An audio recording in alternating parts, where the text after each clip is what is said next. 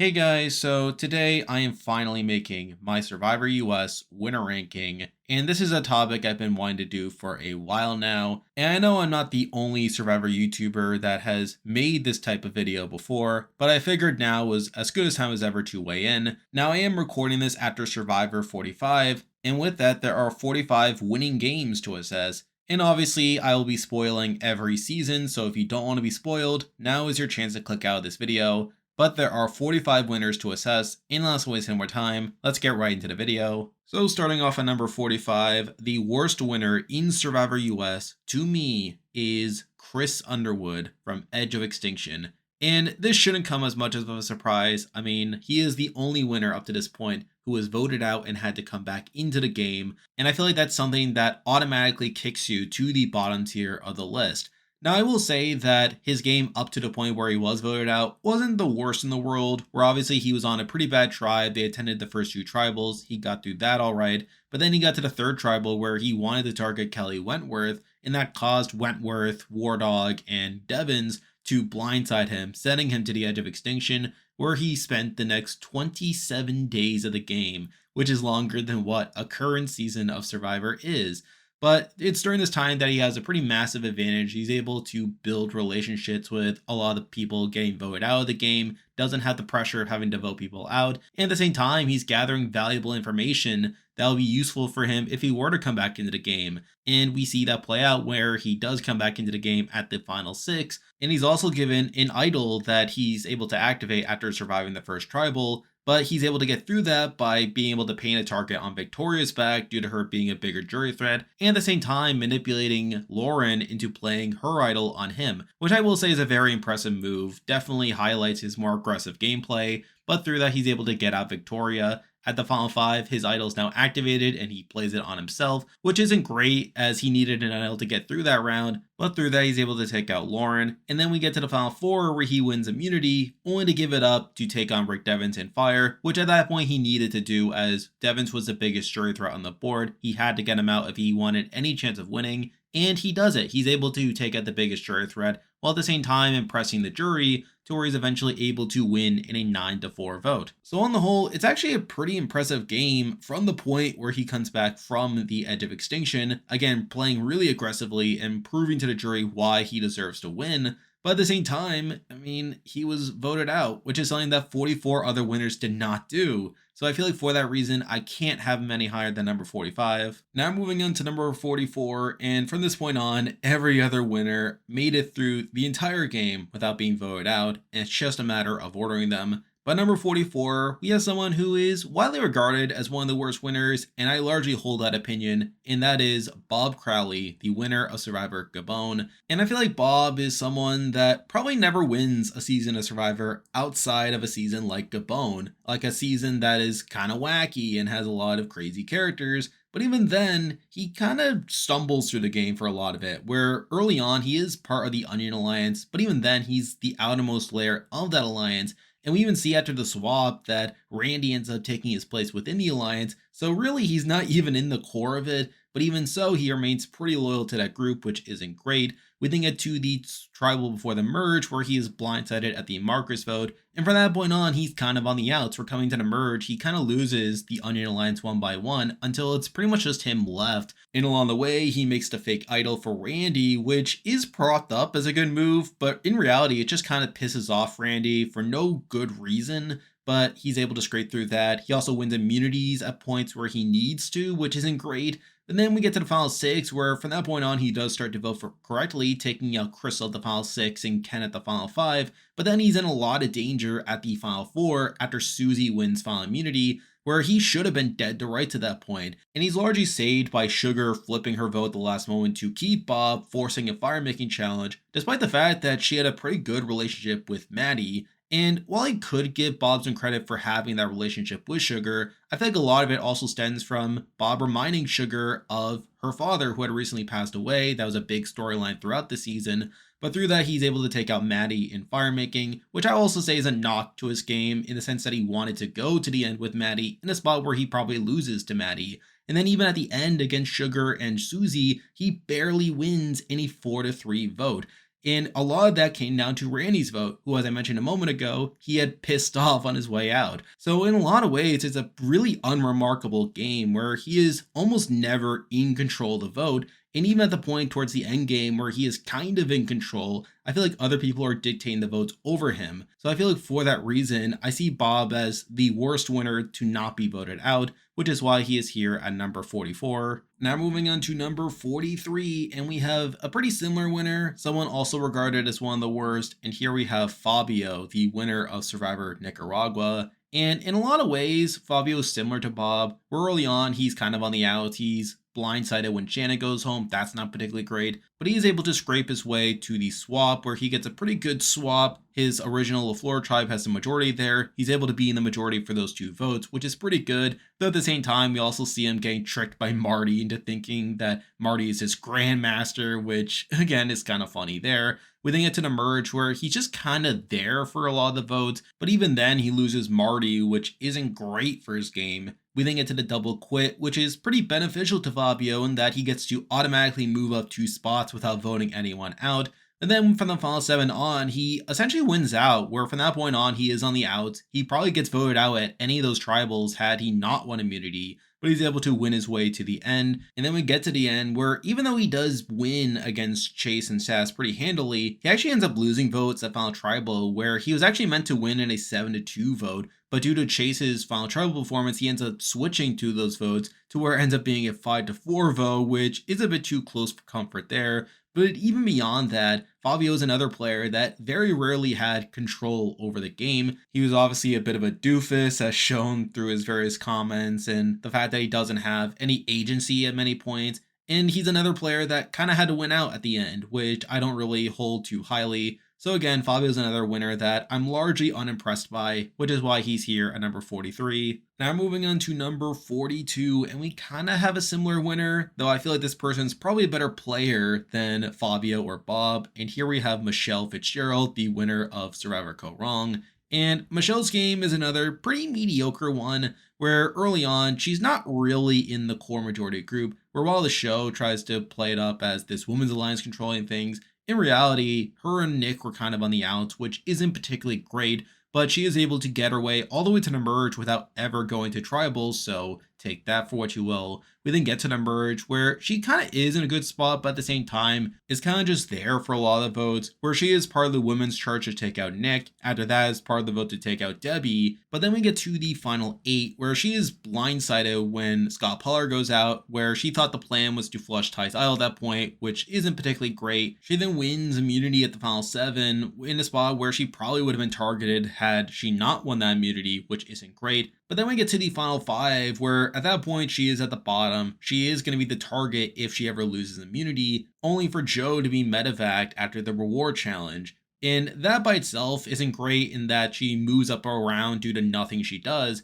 But then we get to the Final 4 reward challenge, which was meant to be the Final 5 immunity challenge, which Aubrey ends up winning. So that essentially means that had that Final 5 round played out normally, Michele does not win immunity and she is probably voted out at that point, which is a massive knock to her game. But then we get to the Final 4 where she is able to win immunity at that point. And while she does take Neil off the jury, who would have been a vote for Aubrey, at that point she was winning anyway, so whatever. So in a lot of ways, I find Michele's game to also be pretty unremarkable, where there were very few points where she had much agency in the game, and she very much got saved at the final 5 that Joe got medevaced before the immunity challenge, and especially with us knowing that Aubrey won the challenge that was supposed to be the final 5 immunity. So I think mixing the lack of agency with the need to win immunities, with the fact that she was later saved by a circumstance way outside of her control, I feel like those things leave her this low on the list at number 42. Now moving on to number 41, and we probably have one of the most controversial winners in Survivor history,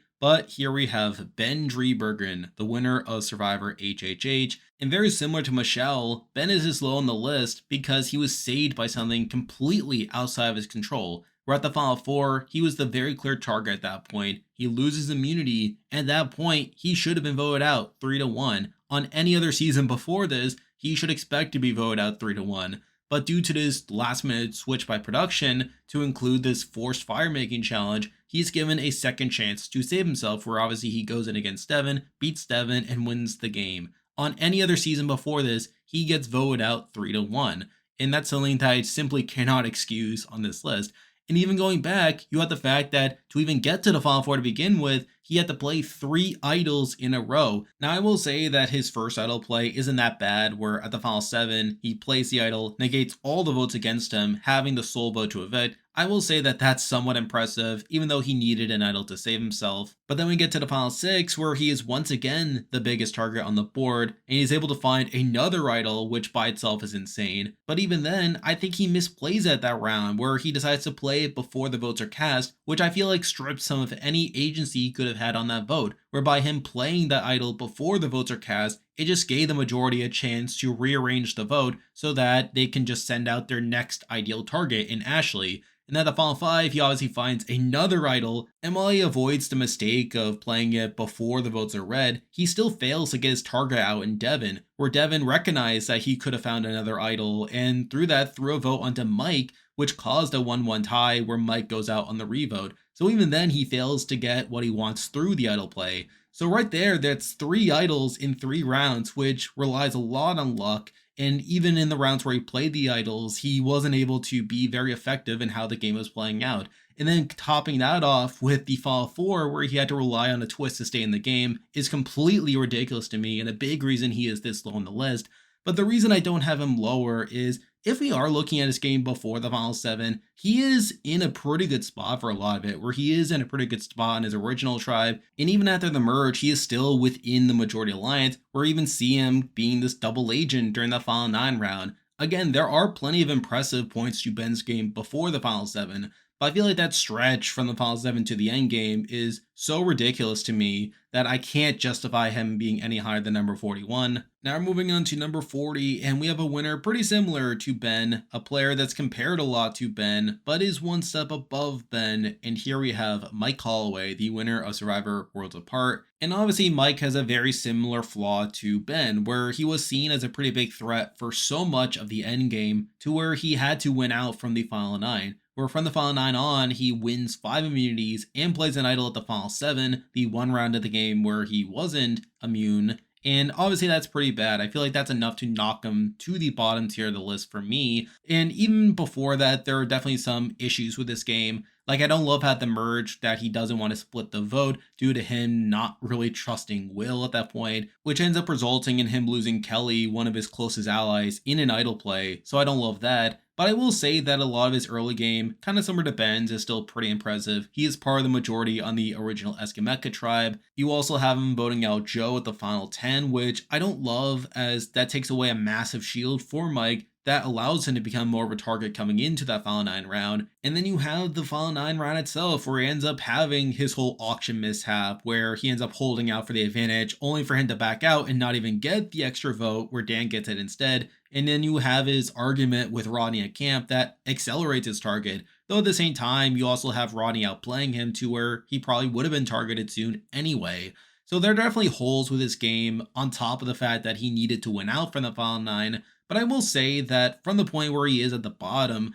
I am impressed by some of the moves that he makes during that, where I feel like a major highlight of that is his ability to align with Carolyn, which allows him to be in a pretty powerful position at that endgame. But where particularly at the Final 5, he's able to weaken Rodney by taking out Sierra, Don, Thomas, which sets him up pretty well to eventually win the game at the point where he wins that final immunity challenge. So at the end of the day, I still think Mike played an incredibly flawed game, where obviously he had to win out from the Final 9, and even before that, he made some pretty questionable moves. But I will say that the main thing keeping him above Ben is that I feel like his way of getting through the game by winning immunity challenges is a bit more predictable than having to rely on 3 idols and then having to rely on a last second twist that had never been done before. I feel like Mike's way of moving through the game is a bit more reliable in that regard. And plus I feel like the moves Mike was making in the end game, even at the point where he was being targeted, are more impressive and are more optimal than what Ben was doing at the point where he was targeted. So I feel like those things were enough to at least have him above Ben,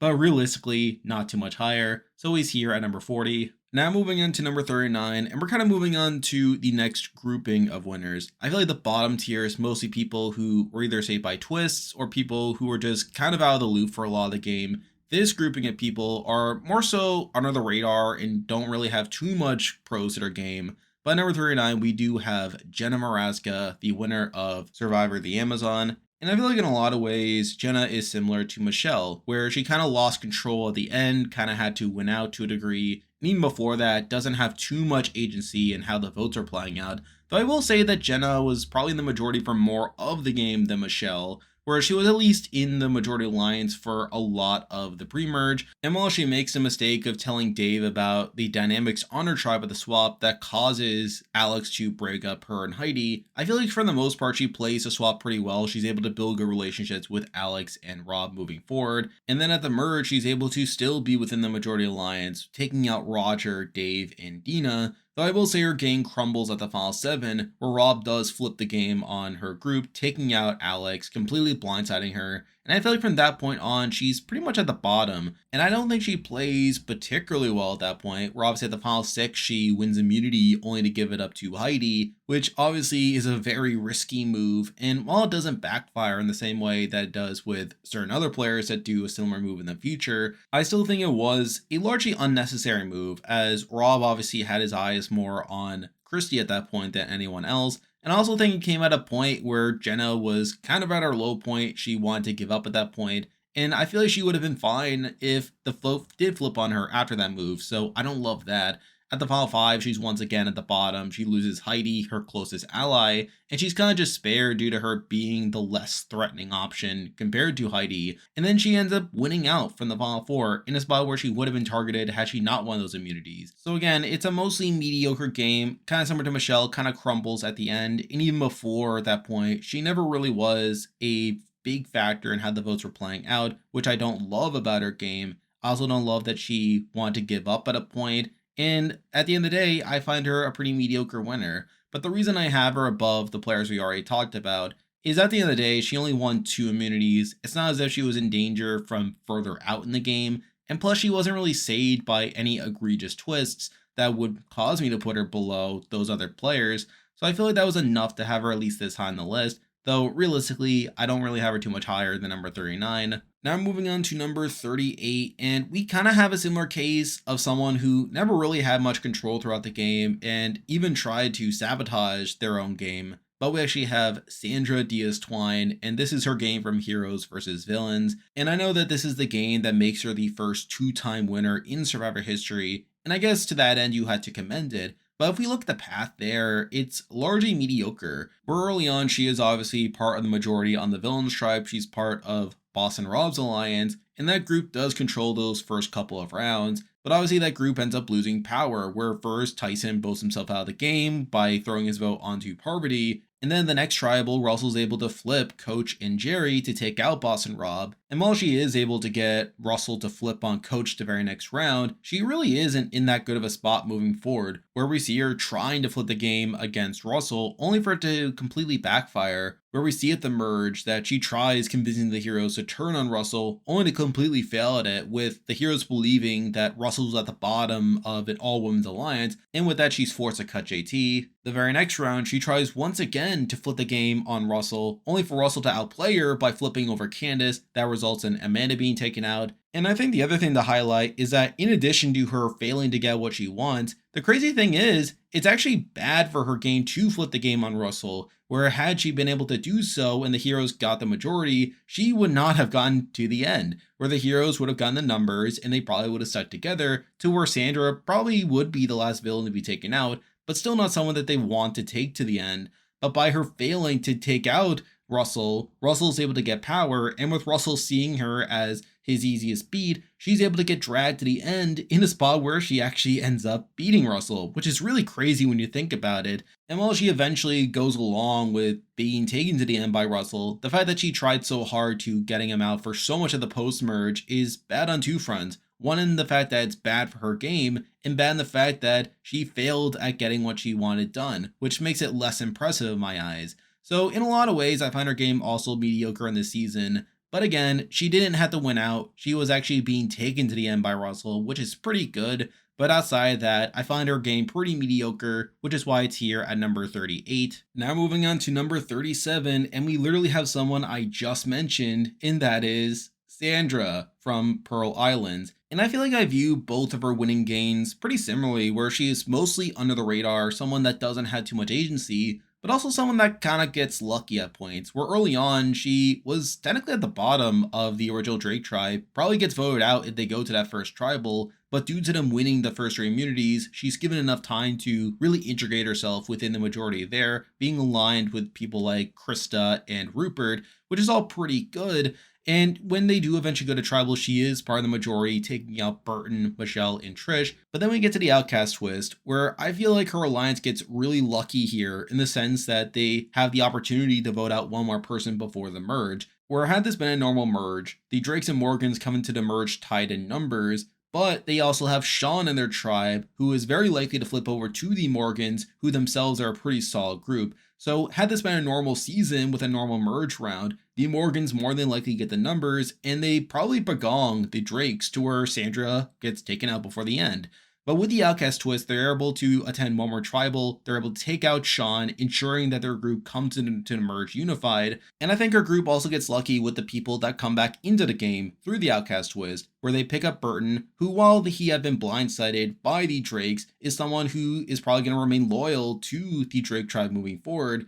And you also have Lil, who is his very blatant outcast from the Morgan tribe, and someone who is likely to flip over to the Drake tribe. So with this, they get pretty lucky with how the outcast twist plays out, where they're not only able to come to the merge unified, but they're also able to pick up numbers that allows them to get the numbers over the Morgans. And we see that play out early in the merge, where they're able to take out Savage at the merge, followed by Rhino, and coming into that final 8, her group seems to be in a pretty good spot. But then we get to the final 8, which is a really wonky round, where she ends up losing Rupert, her closest ally, and plus she throws her vote into fair play for whatever reason, which doesn't help her case either. You also have the final 7, where while she does vote in the majority in taking out Tijuana, I feel like that doesn't really benefit her position that much, where at that point it's more so fair play and Burton running the game, and I feel like Tijuana was more so an outlier at that point. And then we get to the final 6, where she loses Krista, who again is one of her closer allies. That's not great. But then we get to the final 5, where from that point on, she actually plays kind of well, where at that point, her and Lil are able to flip the numbers against Burton. At the final 4, she is part of the plan to take out Dara. And then we get to the final 3, where Lil wins final immunity. And while Sandra didn't have the best relationship with Lil in the world, she ends up getting taken to the end by her, largely due to Lil being worried that Fairplay would have just wasted the money on drugs.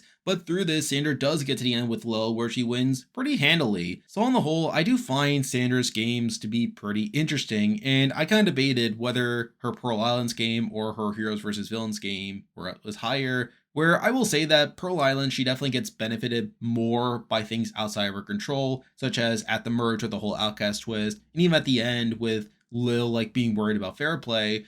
But at the same time, I don't think Sandra played as actively bad compared to her performance in the Heroes vs. Villains, where in that season she actively wanted a outcome that was bad for her. I feel like Sandra was playing more in her best interest in this season, though even then it still wasn't a great game. So for that reason, I have it here at number 37. Now moving on to number 36, and I kind of debated this one as well. I feel like her and Sandra are around the same level, but I feel like she wasn't as reliant on twists, and that person is Vecepia, the winner of Survivor Marquesas. And I think Vecepia is a pretty interesting case. Now, sort of similar to the other winners we talked about earlier, she wasn't really in a power position for a lot of it. Where early on, while she was part of Boston Rob's alliance, she wasn't really a decision maker for that group. She was just more so just voting with the numbers. We get to the swap where while we see her making more of an effort to integrate with the road to majority there, I feel like she's still not within that core group. Now, mind you, this is old school Survivor where at that point tribal alliance still mattered quite a bit, though she still technically wasn't in power at that point, but she does survive the gay tribal, the only tribal they attend at that point. And then we get to the merge where her tribe comes down in numbers, and sure enough, they lose Boss and Rob at that first tribal. And considering that her tribe was down in numbers, it seemed pretty likely that her and Sean were going to be the next 2 boots. But then we see the very next round where people within row 2, people like Nalia, Kathy, and Pascal, they recognize that there was this 4-person alliance that was going to run the game moving forward. And with that, they decide to flip the game by flipping over Vecepia and Sean to take out John Carroll, their leader, at the final 9. And this is obviously a somewhat impressive move. Now, at the end of the day, I don't know how much credit to really give Vecepia for this, as I felt like it more so came from Nalia, Pathy, and Pascal, more so than anything Vecepia or Sean were doing. But through this, they are able to forge a new alliance that is able to pick off the Road to 4 one by one until we get to the final 5, where at that point, I do think her and Sean are in a pretty bad spot. We even see at that next tribal where she does lose Sean, her closest ally, and then coming to the final 4, she has to win that immunity challenge. And I think she gets kind of lucky that that challenge ends up being Fallen Comrades, a challenge that she had specifically prepared for by bringing a journal as her luxury item. And while it's impressive that she had the forethought of doing that, recognizing that that challenge could come up, I still think she got lucky that that challenge even happened at the Final 4, where had it happened at Final 3 like it did in the Australian Outback, she probably doesn't even get to that point in the game. But after this, I do think she makes a bit of an impressive move by making a Final 2 deal with Kathy, where through that she's able to keep Kathy in the game, forcing rocks and taking out Pascal, breaking up the pair there, and then at Final 3, she's able to make a very similar deal with Nalia after Kathy drops out of the Final 3 immunity challenge. So I do think the way that she plays those 2 rounds are somewhat active and somewhat impressive for this point in Survivor history, though I will say that she also burns Kathy in the process to where Kathy doesn't even vote for her at Final Tribal, and I think that's the other issue with Vecepia's game, is I feel like she completely bombs Final Tribal, and while she ends up winning in a 4-3 jury vote, I think she also gets lucky that Nalia also bombs a Final Tribal, where I feel like had Nalia given a better performance, I feel like Nalia easily could have gotten a 4th vote and beaten Vecepia at that point. And if we were looking at the other people who were in the endgame, I don't think Vecepia beats either of them either, where I feel like she loses to Kathy, I think she loses to Pascal, I even think she could lose to Sean, depending on how that endgame plays out. So I feel like, in a lot of ways, Vecepia needed to be at the end against Nalia, and even then, she barely wins. So, at the end of the day, I find Vecepia's game to also be pretty underwhelming, and while there are more impressive points within Vecepia's game than a lot of the people we already talked about, I feel like I couldn't really have it any higher than number 36. Now moving on to number 35, and I definitely debated this next one, as I find this person's game largely underwhelming, and I did debate putting this person lower, but at the same time, I feel like this person was in a more dominant position for more of the game compared to a lot of the other winners we already talked about, and that person is Amber, the winner of Survivor All-Stars. And again, I find Amber's game largely unimpressive. I feel like she was largely playing behind Boston Rob for a lot of it. I feel like Boston Rob made the bulk of the decisions for that duo, and I feel like a big reason she wins at the end is a lot of the jury just hated Rob at that point due to things outside of the game. But at the same time, I feel like she was in a much better position within her alliance than any of the other winners we already talked about, where from the beginning, she was Rod's very clear number 1. And yes, while some of that's due to the fact that they were a showmance, I mean, she was still his number 1 and the person that he was always going to take to the end regardless. Where early on, her and Rob are in a pretty good spot where they are able to blindside Rob's sister Nino at the one tribal they go to. After Rupert and Jenna join their tribe, they are able to build an alliance with them to where that becomes the majority moving forward. But then she gets a really terrible swap where she is the only person from her original tribe to swap over to the other tribe that is predominantly Mogo Mogo. And I feel like in most other situations, she would be pretty dead to rights here, especially after they lose the immunity challenge. But she is largely saved by Rob's friendship with Lex from outside of the game, where Rob tells Lex to protect Amber, and obviously Lex agrees to this. And yes, while we also see Amber doing some work with her bonding with Kathy, I feel like it's this deal that Rob makes with Lex that really drives the day, where through that they are able to save Amber and take out Jerry, and obviously that's pretty bad, that she basically had to rely on someone else's out of the game relationship to save her from what should have been a dire situation. But through this, they are able to get to the merge, and at that point, her alliance steamrolls, picking off the old Mogo Mogos one by one. When it's down to their original alliance, they're able to take out Tom at the final 5. She wins immunity at the final 4, they take out Rupert. And the final 3, she basically just needs Jenna to not win final immunity, but obviously with Rob winning immunity, she's pretty much guaranteed a spot at the end. And again, at the end, she largely banks on the jury hating Rob. And it's not as if she's even doing this intentionally, where it's not as if she dragged Rob to the end thinking that Rob was going to take all these bullets, as Shianne thinks as she's casting her vote for her. I feel like she would have taken Rob to the end regardless of whether she would have won or not, as obviously by that point they were in love and all that's good. But she largely just banks on people like Lex and Tom being angry at Rob for betraying their friendships. And she obviously gets the vote Shianne, who thought that she was the one manipulating Rob the whole time, which is completely wrong, as I feel like Rob was pretty clearly out in front of the two. So, to that end, I find Amber's game largely unimpressive, and there is a serious debate for her being lower on the list. But at the end of the day, I feel like she was much more involved in the decision making than a lot of the other players we already talked about. She was in the majority for pretty much the entire game, and she was always going to be taken to the end by Rob. And at that point, she obviously just wins a jury vote to that end. But at the end of the day, it's still a largely unimpressive game, which is why it's here at number 35. Now moving on to number 34, and we have a winner pretty similar to Amber, but obviously one step above them, and that is Natalie White, the winner of Survivor Samoa. And in a lot of ways, Natalie's game is similar to Amber's, where obviously she latches on to a more dominant player, that being Russell, and she's able to ride her way through the game, where Russell was always planning to take Natalie to the end, where Russell thought that he was going to beat Natalie, only for the opposite to be the case.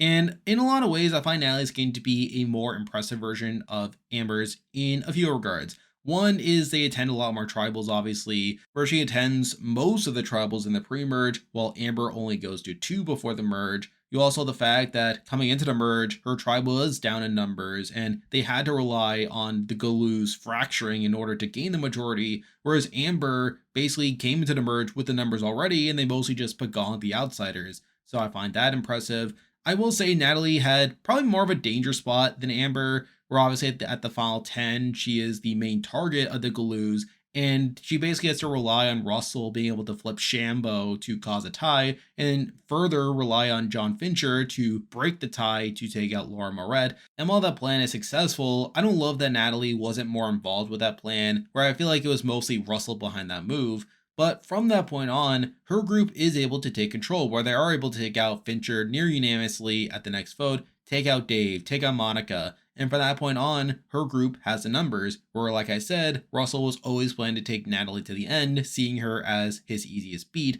Though at the same time, unlike Amber, I feel like Natalie was a bit more intentional with taking Russell to the end as a goat, where she recognized that Russell was going to take all these bullets for her, and through that, she was able to allow Russell to take her to the end in a spot where she wins. So I find that impressive. And I think the other thing to point out is I feel like Natalie had more votes for her, whereas I feel like Amber really only had Shianne voting for her as opposed to anti-Rob. I feel like Natalie had a couple people voting for her, most notably being Eric Cardona, who made this whole speech at Final Tribal. So I feel like those things were enough to edge Natalie over Amber in my eyes.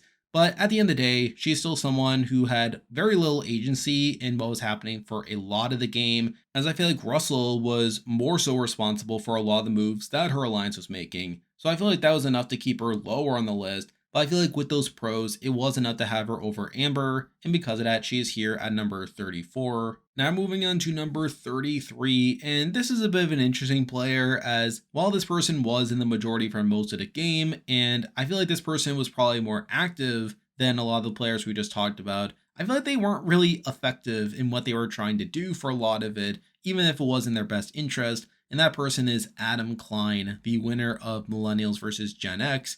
And I find Adam to be a pretty interesting player, definitely someone that played harder than a lot of the players we already talked about, but again, someone who was kind of ineffective. Rather bad, he is blindsided at the Mari vote. That's not great for him, but he is able to recover afterwards. He is able to stay within the majority there. He then gets a pretty good swap where he is a swing vote there, and he's able to use that to take out Figgy. That's pretty good. But then we get to the merge, which is a really messy point in Adam's game, where while he is in the majority for that ensuing vote, he ends up telling Taylor that he was planning to target Will, despite the fact that Taylor was Will's ally. This obviously gets back, and that makes him the target of the minority, which isn't great, though they are able to get through that. After that, he obviously gets in more trouble, where at that point Taylor's stealing food, and he gets caught up in that whole mess. And again, none of this is a good look for Adam, but he's able to scrape through that. We then get to the final 10 where his side ends up losing out on the rock draw, though the following round he's able to regroup and they're able to take out Zeke, who was seen as a big player at that point. They're able to take out Will at the final 8 and then Sunday at the final 7.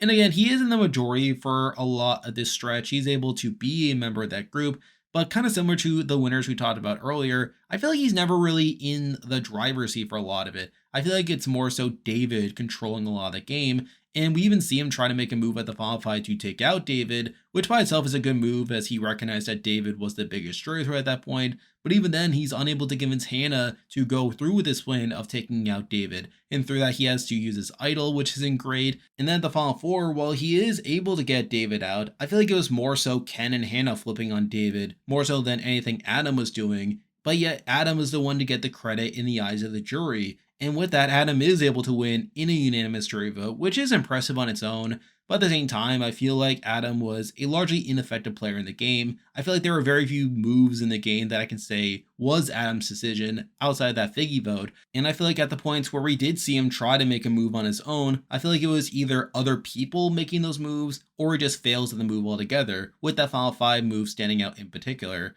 So again, it's not the best game in the world, but to be fair, I feel like he was more active in the decision making than a lot of the players we already talked about, which is why he's here at number 33. Now moving on to number 32, and we kind of have a similar player, probably more under the radar than Adam, but at the same time was a bit more effective in their game, and that person is Mike Gabler, the first winner from the new era on this list. And originally I didn't have Gabler at the bottom of my new era winner ranking, as I feel like I'm a bit higher on Gabler's game than a lot of other people are. But kind of similar to Adam, it's one in which I feel like there are very few points where Gabler is out in front, and there are very few points where he is actively driving the decision making for a lot of the game, where I feel like Gabler's biggest strength is his positioning, where we see him being able to ingratiate himself with so many people during the course of the season to where he is very well liked by a lot of the cast. Now, yes, early on, he's kind of on the bottom. He obviously has the whole play of using his shot in the dark at the first tribal to lure the votes away from him.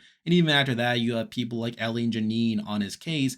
Though I feel like as the pre-merge moves on, he's able to find himself within the majority on the Baka tribe. And admittedly, while I think Sammy and Owen are bigger players at that point, I feel like Gabler is able to pick up on the fact that Ellie is coming for him. We then get the Mergatory where, while he is the first one to throw out Ellie's name, I don't think he's really the mastermind behind that plan. I feel like it's more so Ellie overplaying that causes a lot of the other players to get sketched out by her, to where I feel like the vote probably would have happened regardless, though Gabler is obviously the one to take credit for that move later on. But really for a lot of the post-merge, he's just kind of under the radar, not really making too many waves, though at the same time, he's able to build some very good bonds with Cody and Jesse, builds a final 3 deal with them, but then by the final 7, he's able to build a final 3 deal with Owen and Cassidy, and those are obviously able to carry him during a lot of the game, to where he's never really in any danger of going out. He never gets a single vote against him the entire season, which is pretty impressive, though at the same time, again, he's not really the driving force behind a lot of the votes. Where at the final 6, while he is part of the Cody plan, he's obviously not the one to actually put it all together.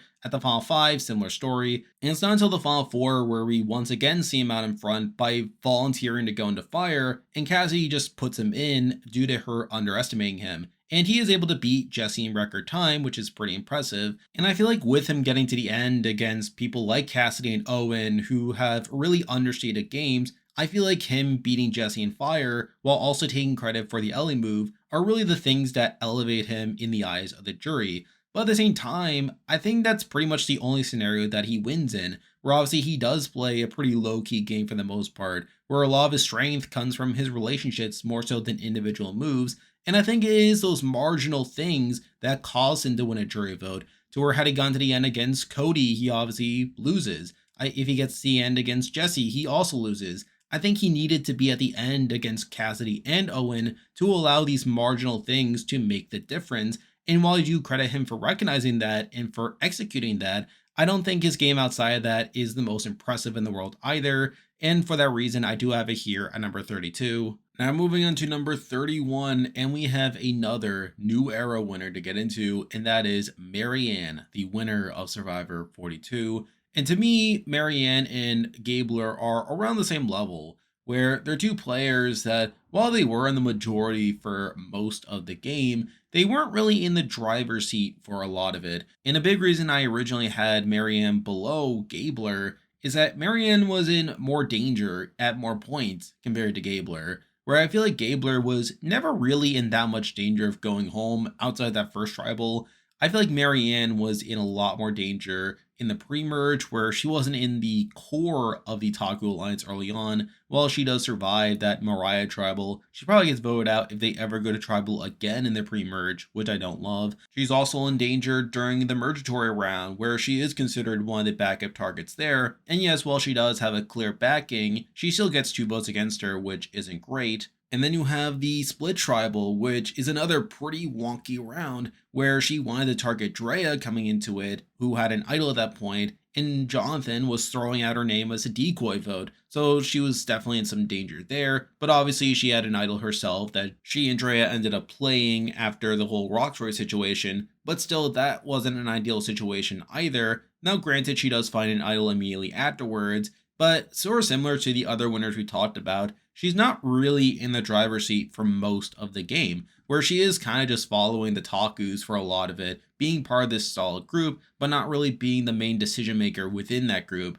It's really not until the final 6 where at that point she does finally decide to put a move on her resume by taking out Omer, and to her credit, she is able to pull off this move in a way that allows her to take a lot of the credit for it, where we have Mike and Jonathan splitting their vote onto Romeo in case Lindsay plays her amulet on Omer, all while Maryanne and Romeo cast their votes on Omer, and with Maryanne having an extra vote, it ensures that Omer goes out in a plurality vote. So it is a somewhat impressive move there. And then we have the final 5 where Mike does play his idol on her after he wins immunity, sort of as a way of making sure the idol doesn't go to waste, but also allows Maryanne to hold on to the idol that she had, allowing her to later have a bombshell to drop at Final Tribal. And then we get to the final 4 where she's pretty much guaranteed a spot at the end, especially after Romeo wins final immunity. And then we get to final tribal where admittedly she wasn't guaranteed to win against Mike coming into it. She really needed to sway them over with a strong final tribal performance, and she's able to do it. She's able to take credit for the Omer move, and she's able to pull out that idol that really makes Mike look stupid. In the process, is able to win over a lot of the jury to where she wins in a 7-1 vote. So again, it is a game that I'm a bit conflicted on. I feel like she was in more danger than Gabler was throughout their games, and I also don't love that she wasn't guaranteed to win coming into the final 3. But I still think that Maryanne's game is slightly more impressive than Gabler's, as I feel like she was a bit more active in the moves that she was making, where again, I feel like her move of taking out Omer is more impressive than Gabler's move of taking out Ellie. And plus, I feel like her overall final tribal performance really highlights her agency in the game more so than Gabler's, to where she does win in a slightly more impressive fashion compared to Gabler. Then also, I think Maryanne also beats Jonathan, which I think is another pro to Gabler, who I'm pretty sure only beats Cassidy and Owen. I feel like Maryanne had a little more wiggle room in terms of her jury chances, which I think is another thing that edges her above Gabler. So while I previously had Maryanne a little below Gabler, I feel like as time has gone on, I'm a little bit higher in her game to where she's here at number 31. Now moving on to number 30, and we have a winner that I'm also a little conflicted on, as well as while this person has some impressive elements in her game, I also feel like they have plenty of holes. But at number 30, we do have Denise, the winner of Survivor Philippines. And I think the big thing to point out with Denise is she did survive every single tribal of the season, which is pretty impressive on its own. And plus, early on, she was in a pretty strong spot on her original Mat Singh tribe, where while that group does end up attending every single tribal early on, she's able to remain in a pretty solid position during that period, is able to build a good relationship with Russell Swan and Malcolm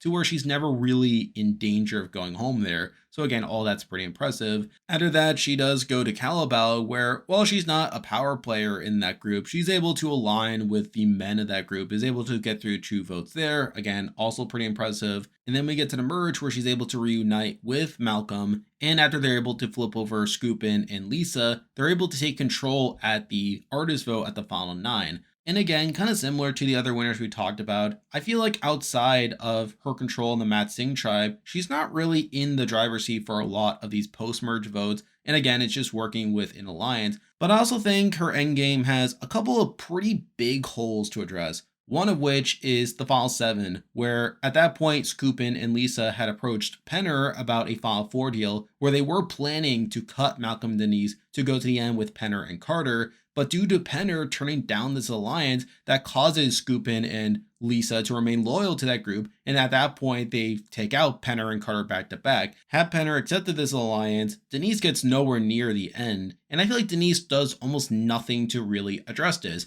where it's almost entirely due to Penner's own mistake that results in Lisa and Skupin sticking by Denise's side. So I feel like Denise's lack of involvement there is a pretty massive hole there. You also have a very similar situation happening at the Final 5, where Lisa and Skupin also deliberated on taking Ab and Maria to the end, who at that point was their easiest jury beat. And again, had they agreed to go along with this plan, Denise also gets cut and doesn't get to the end. But due to Skupin's own ego and him thinking that he can beat anyone, that causes Skupin to want to go to the end with the best, and through that he ends up at the Final 4 with Malcolm and Denise.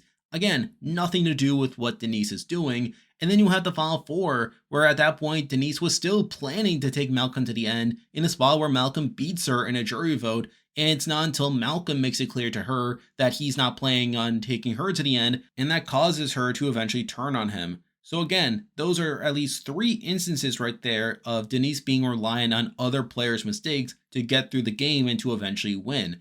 And considering that she doesn't have too much direct agency outside of that, I feel like that's a pretty massive hole within her game and a big reason why she is a bit lower on the list.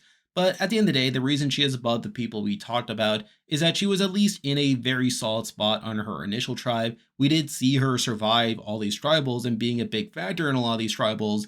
But again, those holes are what keep her this low on the list. So because of that, she is here at number 30. Now moving on to number 29, and admittedly, I actually have more positive things to say about this person's game than the next person, although at the same time, this person was on the bottom for more of the game than the next person, and that person is Danni Boatwright, the winner of Survivor Guatemala, and I think Danni's game is pretty strong in some regards. Where first up, I think she had a lot of control during the pre-merge, where her and Brandon essentially dominated their starting tribes, as we see them dictating a lot of the votes early on there. It's really not until the merge that her game kind of falls off the rails, though at the same time, a lot of it's due to the fact that her tribe came into the merge down in numbers. And through that results in her losing her numbers one by one, starting with Brandon, followed by Bobby John, and then followed by Gary at the final 7. And obviously that's not great. That's a decent amount of the game where she's not in control, though at the same time she's able to minimize her target to where she's not being targeted over these bigger figures. And even more critically is at the final 6, where we see her start to build this strong relationship with Rafe, who is controlling the game at that point. And through this relationship, we see Rafe wanting to take her to the end over a lot of people within his own alliance. And with that, he cuts Judd at the final 6. At the final 5, he cuts Cindy. And at the final 4, despite Danni being a much bigger threat to win the game, Rafe ends up keeping her in the game over Lydia of all people. So the fact that Danni was able to get Rafe to be that loyal to her, to the point where he was getting rid of people that would have been easier beats for him at the end, is really impressive. And we come to the final 3 where she beats both Rafe and Stephanie, and while she does need to win that final immunity to guarantee that win, she's able to pull it out. She's able to win final immunity, cut Rafe, and then go to the end with Stephanie, and considering how anti-returnee this cast was, we see her win pretty decisively. So on the whole, it's a game that has a very strong beginning and a very strong end. But the reason I don't have it higher is, one, obviously the middle stretch is pretty bad. She doesn't have much agency there. And I also feel like even at the point where Rafe is taking her to the final 3, I still feel like Rafe is the one more so in the driver's seat at that point compared to Danni. So for that reason, I can't really have her higher than number 29. Now moving on to number 28, and I was still a little conflicted about this one as well. I wasn't entirely sure what to do with this player, but after thinking about it, I decided to land them here, and that person is Aras, the winner of Survivor Panama. And I think what's tough for me about Aras is that while he was in the majority for pretty much the entire game, There are plenty of like smaller holes within his game that kind of hold me back from putting him higher. I feel like for one, he definitely rubbed some people the wrong way. Where early on, like he would tell people like Melinda that she's going home, which obviously painted a target on his back. You also have the Bob Dog round where he was on the outs there. And mind you, that was a pretty crazy vote, but it was still like not an ideal situation. But I think the biggest knock for me with Aras is the fact that Terry ended up going on this big immunity run the post merge, where through that really forced that Kasaya alliance to stick together rather than go after Aras, as I feel like Aras is normally the type of player that would be targeted early on in the merge due to him being this young, fit, athletic guy. And I feel like had Terry lost immunity earlier on and been taken out earlier, I feel like Aras probably would have been targeted for being the next biggest threat on the board. As while he did have some people on his side, people like Danielle and Suri, there were also people like Shane and Bruce that didn't seem to like Aras that much and probably would have been happy to go after him had they gotten the opportunity, and simply didn't due to the fact that Terry was a much bigger fish to fry. So I feel like mixing that with the fact that he wasn't a sole dominant force, he was more so a second in command, I feel like those things hold me back from having Aras higher in the list. Now, if we are looking at the rest of his game, again, he is in the majority most of the time. He is part of Suri's alliance, and they do make some impressive maneuvers, particularly at the final 6, where they are able to take a Courtney in a 3-2-1 vote, which again is really impressive. And then we have at the final 4 where he does manage to win immunity, which is pretty good, but obviously they're unable to take out Terry due to him having an idol. But I still think Aras played a somewhat impressive game, but I feel like those holes are what keeps me from putting him higher, which is why he's here at number 28. Now moving on to number 27, and we can have a player similar to Aras, except I feel like this person is probably a more well-rounded player, and that person is Sophie Clarke, the winner of Survivor South Pacific.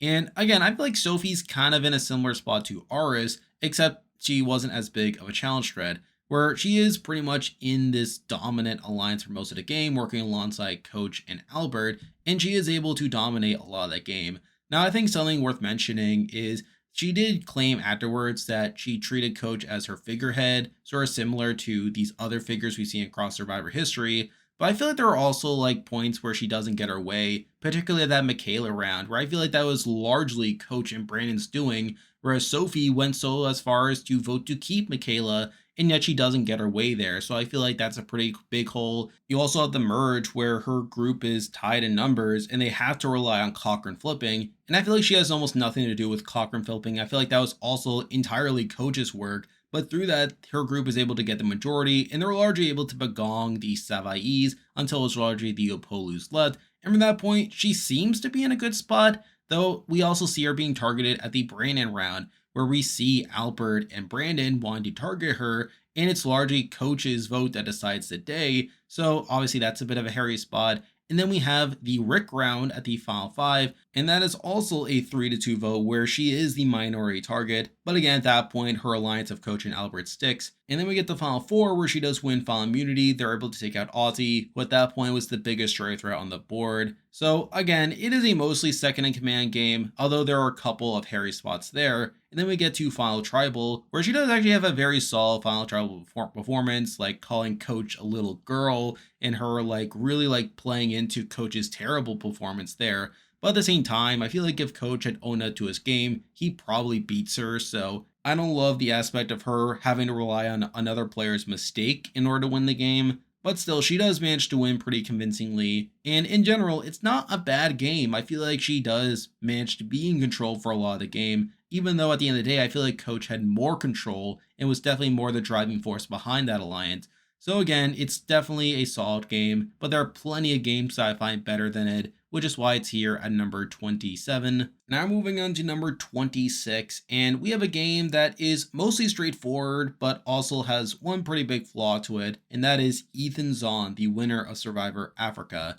And again, I find Ethan's game to be mostly clean, where he's never really that big of a target throughout it, despite him being this athletic guy. where early on he's part of the majority on the original Baron tribe. After the swap, he does make a pretty impressive move by deciding to throw the immunity challenge to target Silas as a way of ensuring that the other Baron members on the new Samburu remain safe, which is pretty good. We then get to the merge where his tribe has the numbers and they're largely able to run the table. Now I will say that Lex is probably the more out in front player obviously, and probably would have beat Ethan had he gotten to the end together, which to be fair was a very strong likelihood of happening considering that Ethan wanted to take Lex to the end, and he basically had to bank on Kim Johnson winning the final 2 immunity challenges that resulted in him getting to the end with her instead, where even then both those immunity wins were kind of fluky, where at the final 4, Kim Johnson was given the win in the Fallen Comrades challenge, even though Lex had given an answer that would have resulted in a tiebreaker due to that question having multiple correct answers.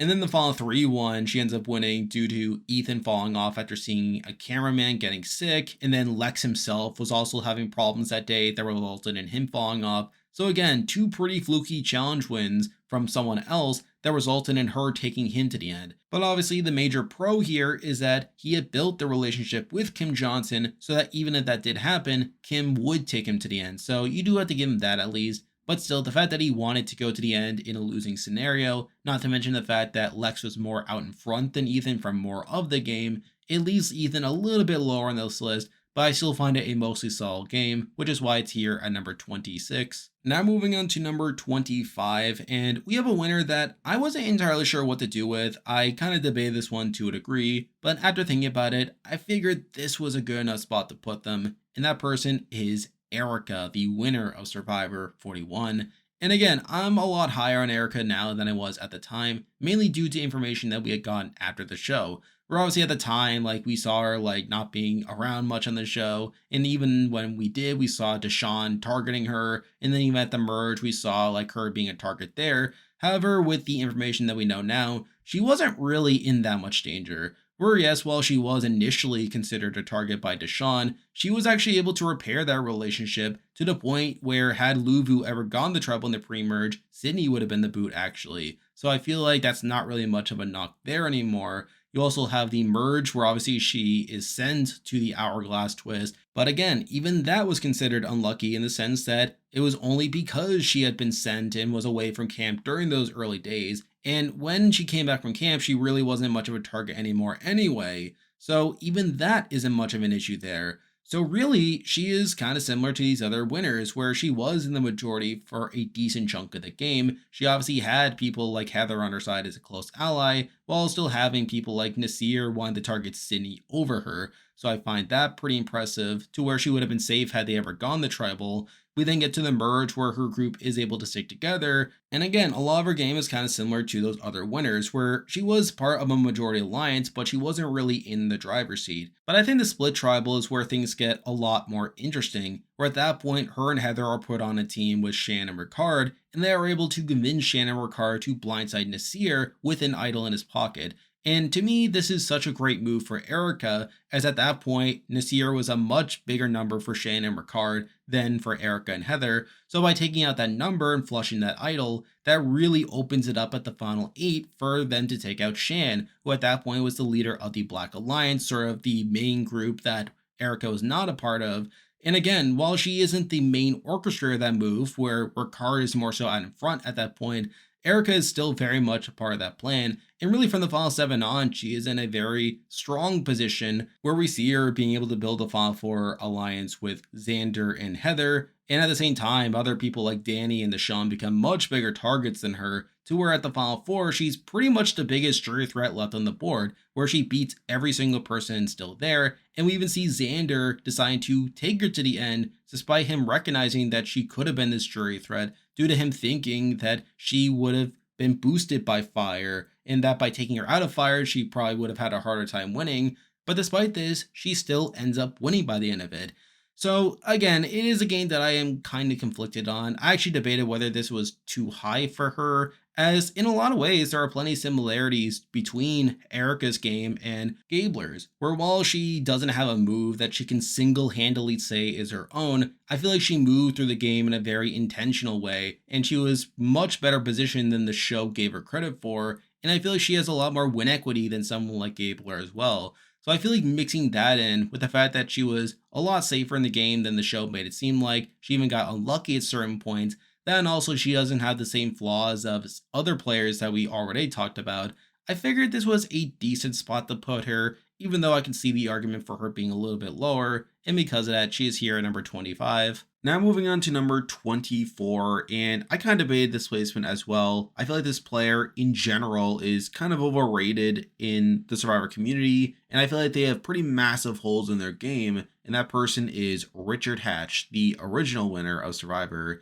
And again, I'm not saying Richard played a terrible game by any means, and I guess you can give him some credit for wanting to play the game more strategically than other players from Borneo, but at the same time, I feel like his game is kind of overrated. Right at the bat, he does not vote out Sonia at that first tribal. Now mind you, it was the first tribal ever, and it was kind of a crazy vote, but still, he throws his vote into Stacy, which is not ideal. He is remembered nowadays for creating the first alliance on Survivor. However, that isn't even true, as we literally saw Stacy and Kelly have an alliance early on before the Toggy 4, and even with the Toggy 4, he was the third included in that alliance, where realistically it was Kelly and Sue that first came up with the idea of putting that alliance together, and they only later brought in Richard. So I think even then he gets a bit too much credit for that. However, that alliance is what dominates the game, where we see them dominate the votes in the pre-merge, and then we get to the merge where we have the 4 to 1 to 1 to 1 to 1 to 1 to 1 vote,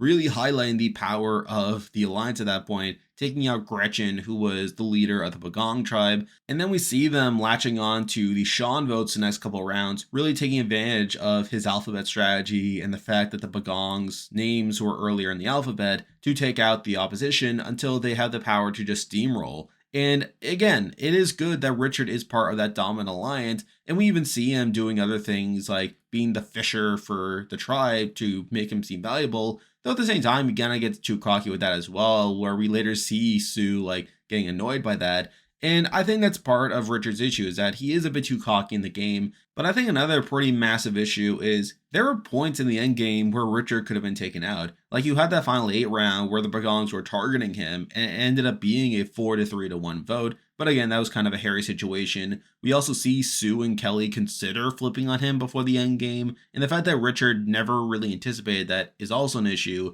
And we see that play out at the final 4 where he is being targeted, and it does become a 2-2 vote, and he largely gets saved by Kelly flipping her vote to take out Sue, despite the fact that Kelly had had a much better relationship with Sue for pretty much the entire season. And I feel like Richard did almost nothing to get Kelly to save him there. So again, it is a pretty rocky post-merge. And while he does have an impressive maneuver at the final 3 of throwing the immunity challenge to ensure that he wouldn't be the one to cut Rudy, and him knowing that both Rudy and Kelly were going to take him to the end, we then get the final tribal, where despite him being against Kelly, who was not that big of a jury threat, he still only beats her in a 4 to 3 jury vote. And yes, while some of that is due to the Snakes and Rats speech, where Jervis ended up flipping his vote to Kelly because of that, it's still not great that he doesn't win more convincingly there. So again, it's not as if Richard played a bad game per se, and I feel like in some ways it was ahead of its time, but I do think he got too cocky at points, even though he was part of a dominant alliance, and he was arguably the main strategist for that alliance. I don't feel like he deserves the credit for creating it, and I feel like there were plenty of holes in his endgame to where I couldn't really have him any higher than number 24. Now moving on to number 23, and these two winners have a lot in common, and it was just a matter of ordering them. By number 23, I did go with the person that had more holes in their game, and that person is Chris Doherty, the winner of Survivor Vanuatu. And again, I feel like Chris played a pretty interesting game, though one with plenty of down points. Right at the bat, he is being targeted at that first tribal, and yes, while he has a very solid majority alliance that is able to win the day there, the fact that he was a target at that first tribal due to his mishap on the balance beam isn't great. But then after that, he does pretty well for a lot of the pre-merge. Again, he is part of the Fat 5 Alliance, and they are able to steamroll for a lot of that stretch, taking out the younger men one by one. We then get to the swap where he again remains in a pretty good spot, and he is able to build a good relationship with Twyla and Julie, and we see that play out at the tribal they go to where they take out John Kenny. And I know it's debatable over whether that was the correct move at that point, but considering that John was at the bottom of the men's alliance at that point, I feel like he was very likely to flip had they gotten to the merge. So I understand his rationale for taking out John there, but regardless, they come to the merge down in numbers, and he's unable to hold on to Julie or Twyla, which results in them flipping over to Amy's alliance, and we see the men being picked off for the next couple of rounds until Chris is the only one left. And again, that's probably the lowest point in this game, and a big reason why he isn't higher on the list. But then we get to the final 7, where despite him being the last man standing, we do see the women's alliance deciding to turn on each other at that point, saving Chris for one more round and deciding to take out Eliza, and that opens it up for Scout and Twyla to realize her at the bottom of the women's alliance, and they orchestrate this blindside by looping in Chris to take out Leanne, who was the highest ranked person without immunity at that point within that alliance. And again, that is a pretty impressive move that Chris was a part of that, though again, I would probably give Scout more credit for that move. And that's really where Chris's game starts to recover, where at the final 6, he's able to keep that group together despite Eliza and Twyla having a lot of animosity towards each other and taking out Amy. At the final 5, they stay together again to take out Julie. And at final 4, he does win out from that point, but he's in a spot where he doesn't go home regardless, but through that he's able to take out Eliza. And at final 3, he's able to make a final 2 deal with Twyla, which is pretty impressive considering that Twyla and Scout were closer for much of the game. But due to this, he is basically guaranteed a spot in the final 2 as long as Scout doesn't win immunity, but he wins immunity himself and he's able to win against Twyla pretty handily, and he's able to have a pretty strong final tribal performance as well, where he basically just sucks up to the jury and tells them exactly what they want to hear. So again, it is a very strong endgame, but that middle stretch is pretty rocky, and while there were things that were outside of his control there, it's still not great that he was out the numbers. That and also him being targeted at that first round, it wasn't enough to knock him down on this list for me, but I still find his run mostly impressive, so it's here at number 23. Now moving on to number 22, and we have a winner pretty similar to Chris, but I find their game slightly more impressive, and that is Nick Wilson, the winner of David versus Goliath. And again, I feel like there are a lot of similarities between Chris's game and Nick's. Where right off the bat, he's not in a very good spot on the David tribe. He was considered a potential first boot target had they gone to that first tribal, though obviously the Pat medevac got in the way of that. But I feel like he recovers extremely well afterwards, where we see him bonding with a lot of people on that tribe, including Christian and Davey, and he's even the swing vote coming into that initial tribal where they take out Jessica, so that's pretty good. After the swap, he's in a pretty good spot where he's able to build another very strong alliance with Mike, and the two of them essentially dominate those two tribals they go to after the swap, so that's pretty good. We then get to the merge, where the Davids are down in numbers. However, they're not picked off the same way that Lepevi was on Vanuatu, where yes, they do lose Elizabeth at that first tribal, but then we get to the following round, where Nick is able to pull off a really impressive move, where first up we have Nick telling Davey to use his idol on Christian, who was the Goliath's main target at that tribal, but then we see them splitting their votes despite them being the minority. And we later see them convincing the Goliaths that Angelina was where all their votes were going on, which causes Dan to play his idol on Angelina, and that results in them successfully blindsiding John Hennigan, despite them being only 3 votes on a tribe of 12. So the fact that they were able to pull out that blindside is really crazy, and they're able to get a 1-up on the Goliaths once again the following round, where Carl ends up using his idol nullifier to negate Dan's idol and then taking out Dan in that following round. So again, despite him technically being in the minority coming to the merge, we see the Davids being able to pull off some pretty impressive moves early on in the merge, but then we get to the final 9, where Nick's game does start to crumble a bit. Where first up, Christian and Gabby do flip to the Goliaths to take out Carl. That's not great. At the final 8, he tries to take out Christian, only for Christian to use an idol, taking out Gabby. That's not great. We then get to the final 7, where while he does get his way in taking out Christian, he has that really questionable moment at Tribal where he decides to test the players by pulling out a fake idol, only for him to play his real idol and getting no votes. So I found that pretty funny. And then he's blindsided at the final 6, where he loses Davey, and that could have been his own blindside as well had he not won immunity, but he's able to scrape through that. So again, it's a pretty rough stretch from the final 9 to the final 6, and he also wins out from the final 6, where from that point on he wins immunity after immunity. And normally I wouldn't knock that against him. However, I think something worth noting is he is able to recover after the Davey blindside. He is able to build the final 3 with Angelina and Mike, and that group ends up running the endgame where they are able to take out Alta at the final 5, and at final 4, he wins immunity, puts in Mike into fire, and obviously Mike ends up winning, but he did at least recognize that Mike was the biggest threat left on the board, and he's able to beat Mike at the end, though admittedly I don't think Mike was fighting that hard at the end, considering he felt bad for potentially taking away the money from Nick.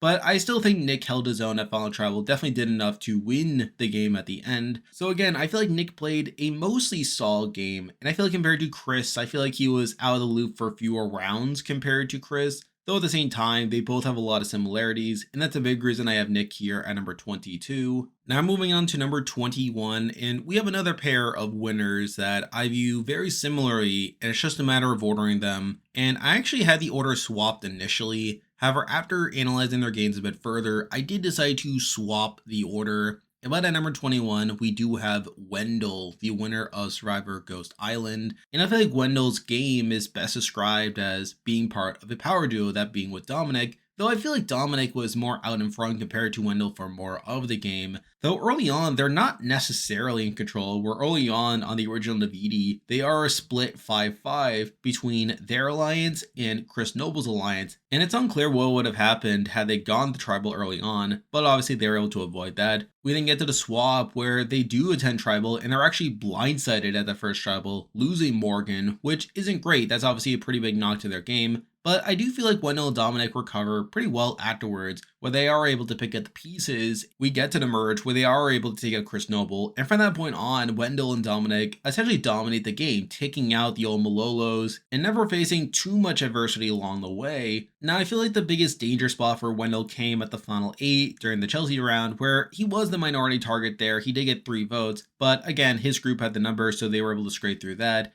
And by the end game, him and Dominic are essentially loaded with advantages to where even if the minority wanted to turn on them, there were very few opportunities where they could have done so. But at the same time, we do have Dominic wanting to take out Wendell before the end, to where at the final 4, after Dominic wins final immunity, he does put Wendell on fire. And yes, while Wendell easily beats Angela there, it's still not great that Wendell was going to be targeted there. And then we get the final tribal, which obviously ends up being a tied jury vote. Again, very close. And at the same time, I feel like Wendell gets very lucky with some of the votes that he gets, especially Angela, where Angela's admitted after the show that the main reason she votes for Wendell over Dominic is that when she got the vote, Wendell just happened to be looking at her, which is obviously a very fluky thing to happen and something that Wendell could not have accounted for. Had that not happened, it's very possible that Angela, being as on the fence as she was, could have voted for Dominic, and Wendell just outright loses at the end. So I feel like the fact that Wendell barely wins at the end is pretty bad. And while you do have to give him some credit for having the better relationship with Laurel, who ended up being the tiebreaker, the fact that he even ended up in that situation to begin with for Laurel to break the tie is pretty fluky. So while I think Wendell's game is pretty impressive, where again, he was in the power seat for almost the entire time, I do feel like Dominic was more so the leader figure there. And again, at the end, he barely wins. So I feel like that's a pretty big flaw with his game, and a big reason he is here at number 21. Now moving on to number 20, and we have the other person in this duo, and admittedly, I think some people may not be happy with this comparison, but I feel like it's pretty apt. But we actually have Yam Yam, the winner of Survivor 44. And again, I feel like kind of similar to Wendell, I feel like Yam Yam was part of a dominant small alliance, that being the Tika 3. And I feel like Yam Yam was also not the main strategist within that group, whereas I feel like Carson was more so the driving force behind that alliance. But at the same time, that alliance essentially dominates most of the post-merge. Now, if we are going earlier in the game, I mean, Yam Yam's obviously in a good spot initially on the Tika tribe, and while Carson was more sort of swing vote at that first tribal, he does have the better relationship with Carson to ensure that they get the numbers, taking out Helen. We then get to the swap where Yam Yam is put in a bad spot initially, where due to Carolyn feeling at the bottom of Tika, she does end up flipping over to Josh and taking out Sarah, which obviously isn't great. And while you can fault Yam Yam's attitude with a reason why Carolyn flips, I think you also have to factor in the fact that Josh came into the tribe with an idol, which not only gave him a round of safety, but further encouraged Carolyn to flip, as by doing so that would have made her the swing vote coming into the next tribal. So I don't fault Yam Yam too much for that round, and I actually think Yam Yam recovers pretty well from this, where he is able to repair his relationship with Carolyn, and with him having a good enough relationship with Josh, Yam Yam is essentially able to steal the swing vote spot away from Carolyn to where had they gone back to tribal, Yam Yam would have been in the power spot there, where he probably would have taken out Josh. So again, I do think he does some good work there. But then we get to the merge, where those first 2 rounds end up being really wonky for Yam Yam. Where at Mergatory, he is the secondary target at that round, where the majority decides to split their votes onto Yam Yam in the event that Josh has an idol. And obviously that's not great, especially considering that Yam Yam knows that Josh doesn't actually have an idol, but still worth mentioning. And then we get to the split tribal, where he gets a really bad split, obviously, where it's majority Ratu, and him and Matt are very blatant targets there, though obviously Matt is the much juicier target in the Ratu's eyes, so he's able to survive that. But from that point on, we see Yam Yam and the Tikas play in the middle pretty well, where they're able to take advantage of the Ratu and Sokka war to maintain their cover. Where at the final 10, they're able to throw their votes onto Franny, despite knowing that Danni had an idol that he was going to play on her, to allow this random blindside to go through, all while still remaining good with the Ratus. That's pretty good. We then get to the final 9, where they're able to take out Kane, but then at the final 8, they're able to flip on the Sokkas to prevent them from becoming too powerful, taking out Franny at 8 and Danni at 7, and despite them being half of the final 6, they're able to keep Heidi from flipping on them due to the fact that Heidi didn't trust Jamie or Lauren, and through that they're able to become the outright majority at the final 5. They're able to take out Lauren at 5, and by the final 4, they are 3 of the final 4, which is really impressive. And with Carson being a much bigger threat compared to Yam Yam, we see Heidi giving up immunity to take on Carson and Fire, allowing Yam Yam to get to 3, where he ends up winning pretty handily. So again, the game that Yam Yam and the Tika 3 are able to play is extremely impressive. However, there are 2 reasons why I don't have Yam Yam higher. One is I feel like Yam Yam wasn't the sole deciding force within that alliance. I feel like Carson was more so the strategist there, and I feel like both of them really relied on each other to ensure that they were making optimal decisions. But I think the other really big knock is the fact that Yam Yam wanted to go to the end with all Tika 3, despite the fact that Carson probably beats him if he gets to the end. And we even see him in Final 4 helping Carson practice fire making, which isn't ideal either, where he very clearly should be getting rid of Carson at that point. So I feel like the fact that Yam Yam was unwilling to let go of Carson is another pretty big knock, but at the same time, compared to Wendell, I feel like Yam Yam's game is slightly more impressive, where I feel like there were more points in Yam Yam's game where he just got unlucky, whereas Wendell probably got more outplayed than him. And plus, we do see Yam Yam win pretty easily at the final 3 he does get, whereas Wendell had to rely on a tie in order to actually win the game. So I feel like those factors were enough to have him above Wendell in my eyes. So because of that, he is here at number 20. Now moving on to number 19, and we actually have another player that's kind of similar to the likes of Wendell and Yam Yam. However, I feel like this person was more involved in the decision making than those other 2, but we actually have Parvati Shallow, the winner of Survivor Micronesia. And again, I feel like Parvati kind of fits into this grouping of someone that was part of a dominant alliance, though wasn't the sole figure within that. Now, kind of similar to Nick and Chris, she was being targeted right at the bat by Penner and Yowman, which isn't great, and she is largely saved by the fact that Johnny Fairplay had to quit the game. And while Fairplay has admitted more recently that he probably would not have targeted Parvati, it's still not great that she was being targeted by Penner early on. But after this, she does recover pretty well, where she's able to pull in Suri, and through that, her alliance becomes the majority moving forward, where they're able to take out Yowman at that next tribal. We then get to the swap, where while she is separated from a lot of her allies there, she's able to pull in Natalie and Alexis to where they would have become the majority had they ever gone the tribal. So again, that's also pretty good. And then we get to the merge, the formation of the Black Widow Brigade, and from that point on, her alliance dominates the game, and they're able to get down to the final 6 without too much difficulty, which is pretty good. Now, again, sort of similar to Wendell and Yam Yam,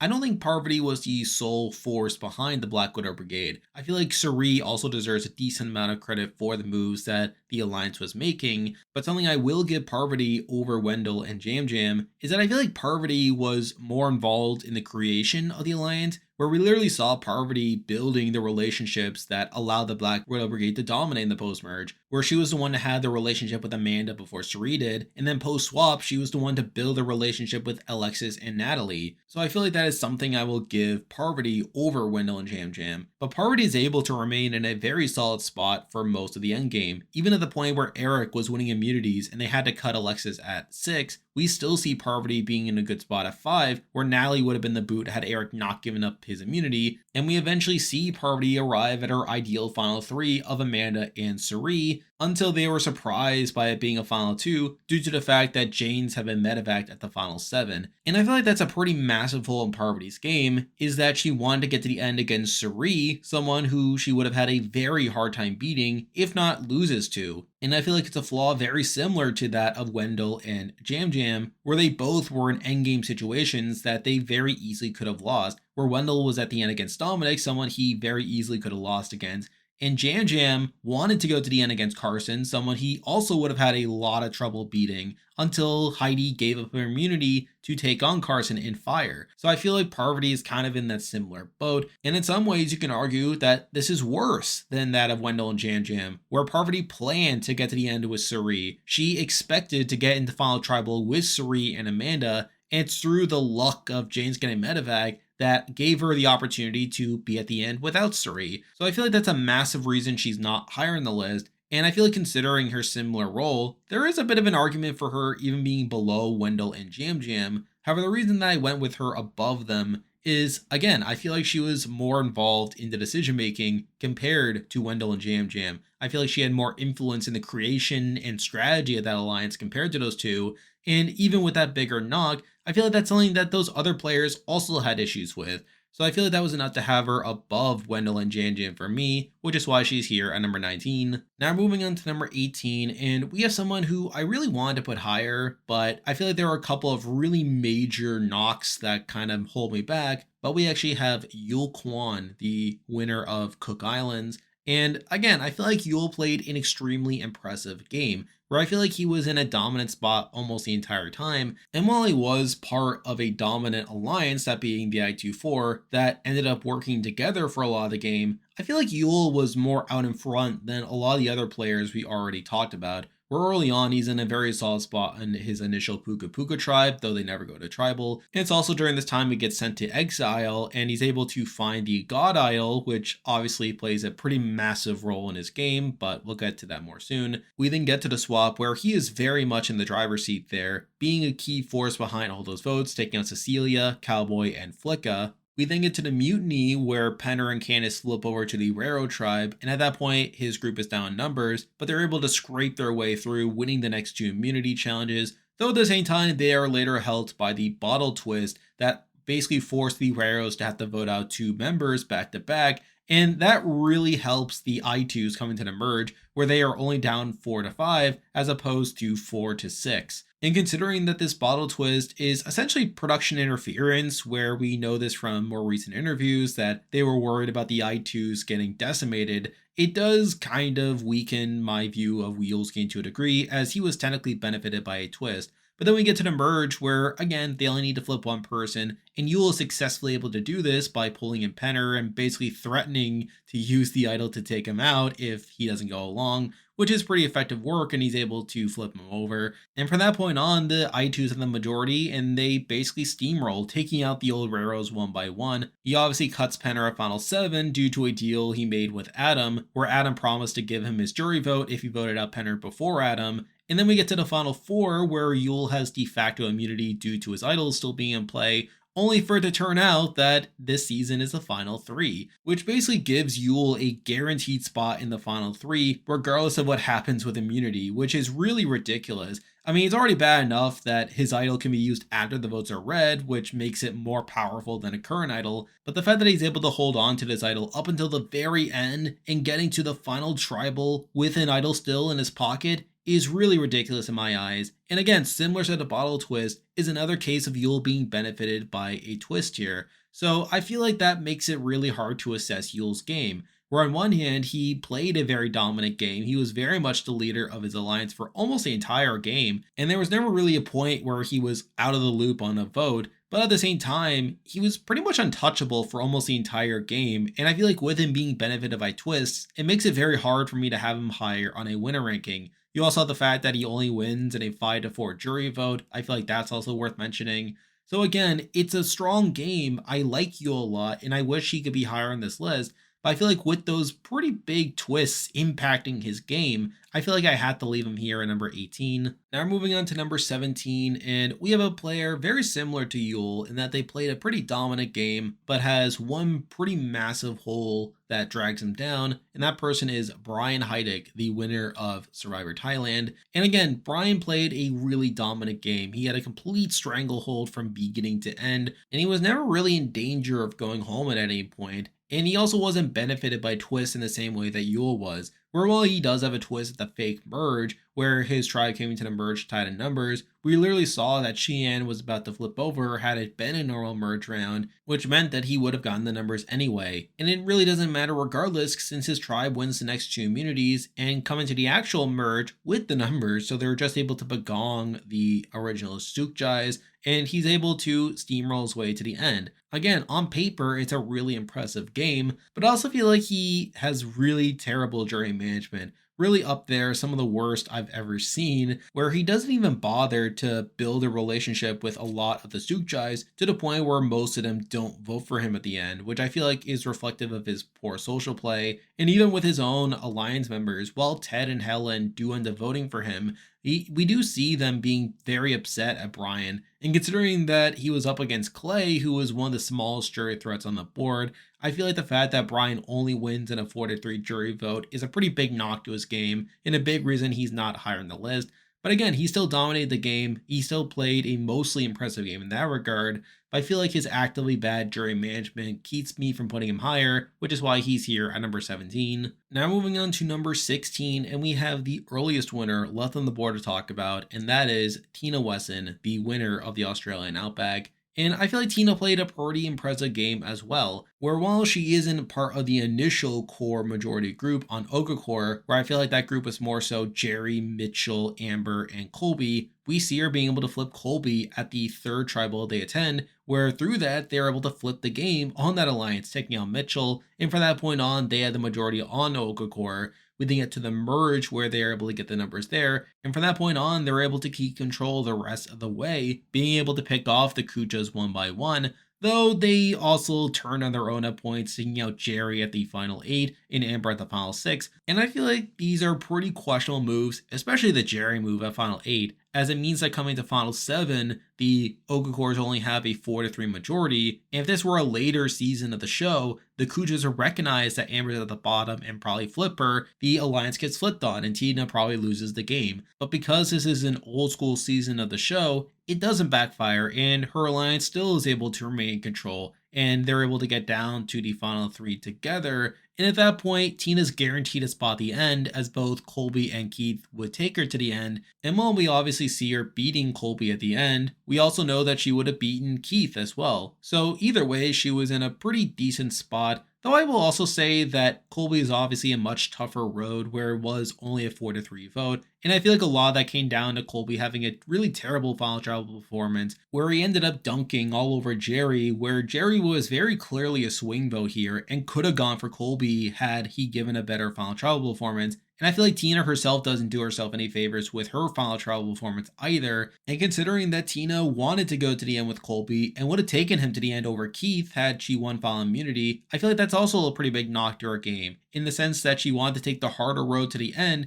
due to her being blinded by honor and integrity. But at the end of the day, I still feel like she played a pretty dominant game. It was a very impressive game for the most part, and one in which I feel like she made an individual move by flipping Colby at the Mitchell tribal. So I feel like that was enough to at least have her this high on the list, but obviously those issues keep her here at number 16. Now moving on to number 15, and this is kind of an interesting winner in that I feel like their games have two very different halves to them. But number 15, we do have Natalie Anderson, the winner of San Juan del Sur. And again, I feel like Natalie's game is one of two halves. One half is really good, and the other is just kind of fine. Where I feel like early on, she's just kind of there for a lot of the early game. And while she does lose Nadia very early on, she's able to remain in a good position on her tribe. She only tends one trial before the merge, that being the Drew Christie vote. And while we do see her going to exile and building the bond with Baylor, I feel like a lot of her early game is being a second in command to Jeremy. And I feel like had her and Jeremy gotten deeper into the game together, I feel like she probably would have remained in that spot.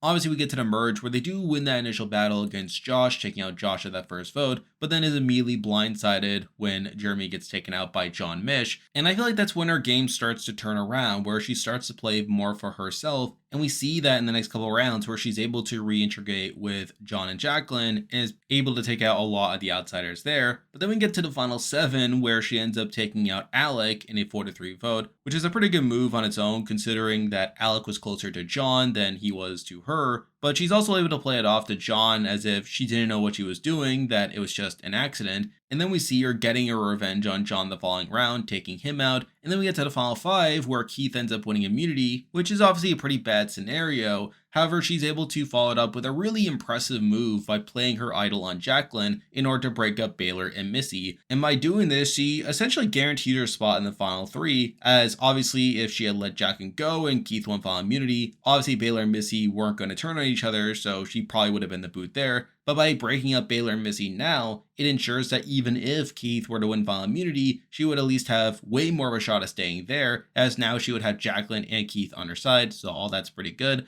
And plus it also puts a move on her resume and it causes the jury to fall in love with her, which is all really good. And sure enough, we see her being able to take out Keith the following round, and she's able to win pretty handily at the end, really getting all the votes that she could have gotten outside of Reed. So I do find her game on the whole to be pretty strong, where she has a really strong back half, and that's a big reason why she is as high as she is. But again, the reason I don't have her higher is I feel like her first half isn't as impressive. While she was never really in danger or going home, and while she was in the majority there, I feel like she wasn't really dominant for that first half of the game, and it really wasn't until the Jeremy blindside that she really turned on the Jets. So I feel like that kind of leaves her around this spot on the list at number 15. Now moving on to number 14, and I feel like these next 3 winners are pretty similar in that they were in pretty good positions early on, but then later assumed dominant positions. However, they also have some minor hiccups that I have that leave them lower here. And number 14, we do have the other Blood versus Water winner, and that is Tyson Apostle. And kind of similar to Natalie, I don't think Tyson was necessarily in the driver's seat early on, where while he was in the majority alliance, I feel like it was more so Aras and Tina running that Returnee tribe, and I feel like Tyson was just kind of there. And also similar to Natalie, he also loses his loved one very early on in the game, and he's able to build very strong bonds with the other people that lose their loved ones early, people like Jervis and Monica. I feel like it's around the swap where his game really starts to turn on, where at that point he's able to build the majority alliance there and is able to completely turn the tables on Aras, and this really culminates in the merge where he's able to dismantle Aras' alliance one by one, starting with Aras, followed by Vitas, followed by Tina. And from that point on, he doesn't have too much difficulty controlling the game, where I feel like he's really the dominant force there alongside Jervis and Monica. We get to the final 7, where while Hayden does formulate a plan to blindside him, Sierra leaks the plan to Tyson, and Tyson is able to propose a final 4 deal to Sierra, which she ends up honoring, and through that, he's able to get through that round alright. But then we get to the final 6, which is a really wonky round for Tyson, where Sierra does ultimately flip back to the Hayden side and causes a tie, which eventually culminates in a rock draw. And Tyson is completely vulnerable here. He has to draw rocks, and he has a 1 in 3 shot at going home, which by itself is pretty bad, but it's maybe even worse by the fact that Tyson had an idol at this point that he could have easily used on himself, and had he used this idol, he not only would have been safe, but it also increases the chances that his side wins that vote,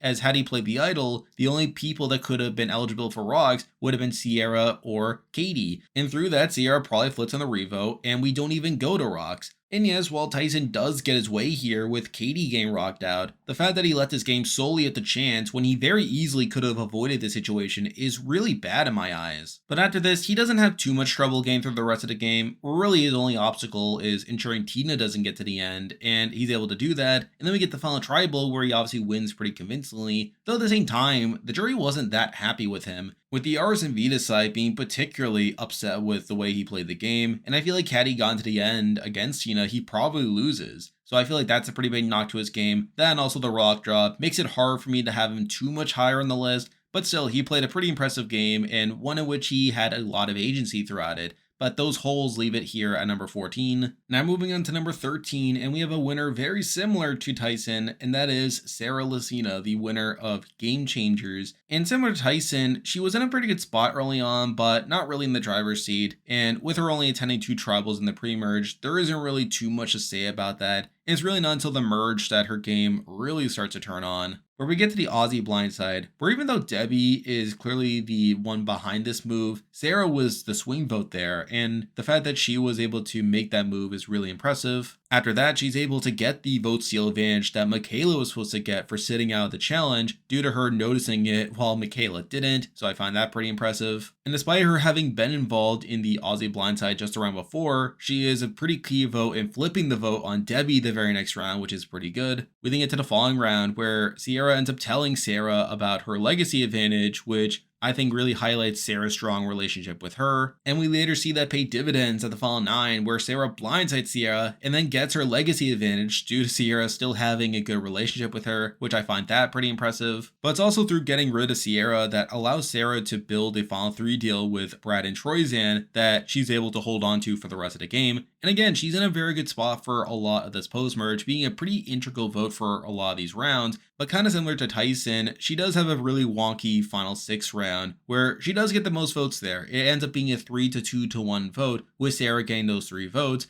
And through that, she does have to use her legacy advantage. Now, mind you, it is the final 6, so it's the only round where she could have used it anyway. But still, the fact that she was in danger there isn't great. But similar to Tyson, Sarah's able to steamroll after this, where coming into that final 5, it's really that alliance of her, Brad, and Troyzan that's able to win the day, and they're able to take out Aubrey and Ty to get to the end together, and she does end up winning pretty convincingly there. But kind of similar to Tyson, her jury management wasn't the best either, where we literally saw people like Ozzy and Debbie being really upset by her at the end. And yes, while she does end up winning in a 7-3 vote, it's still not great that the jury didn't love her as much as other winners. So on the whole, I feel like Sarah played a really good game on this season, being able to build very strong bonds with people like Suri and Troyzan that really elevated her throughout a lot of the game. And by the end, she was a pretty dominant force in the game. But similar to Tyson, she has those holes of the final 6 round, also her jury management, that kind of hold her back. And with her not being as dominant in the pre-merge as other winners, I did have to leave her here at number 13. Now moving on to number 12, and we actually have the most recent winner of the show at the time of recording, and that is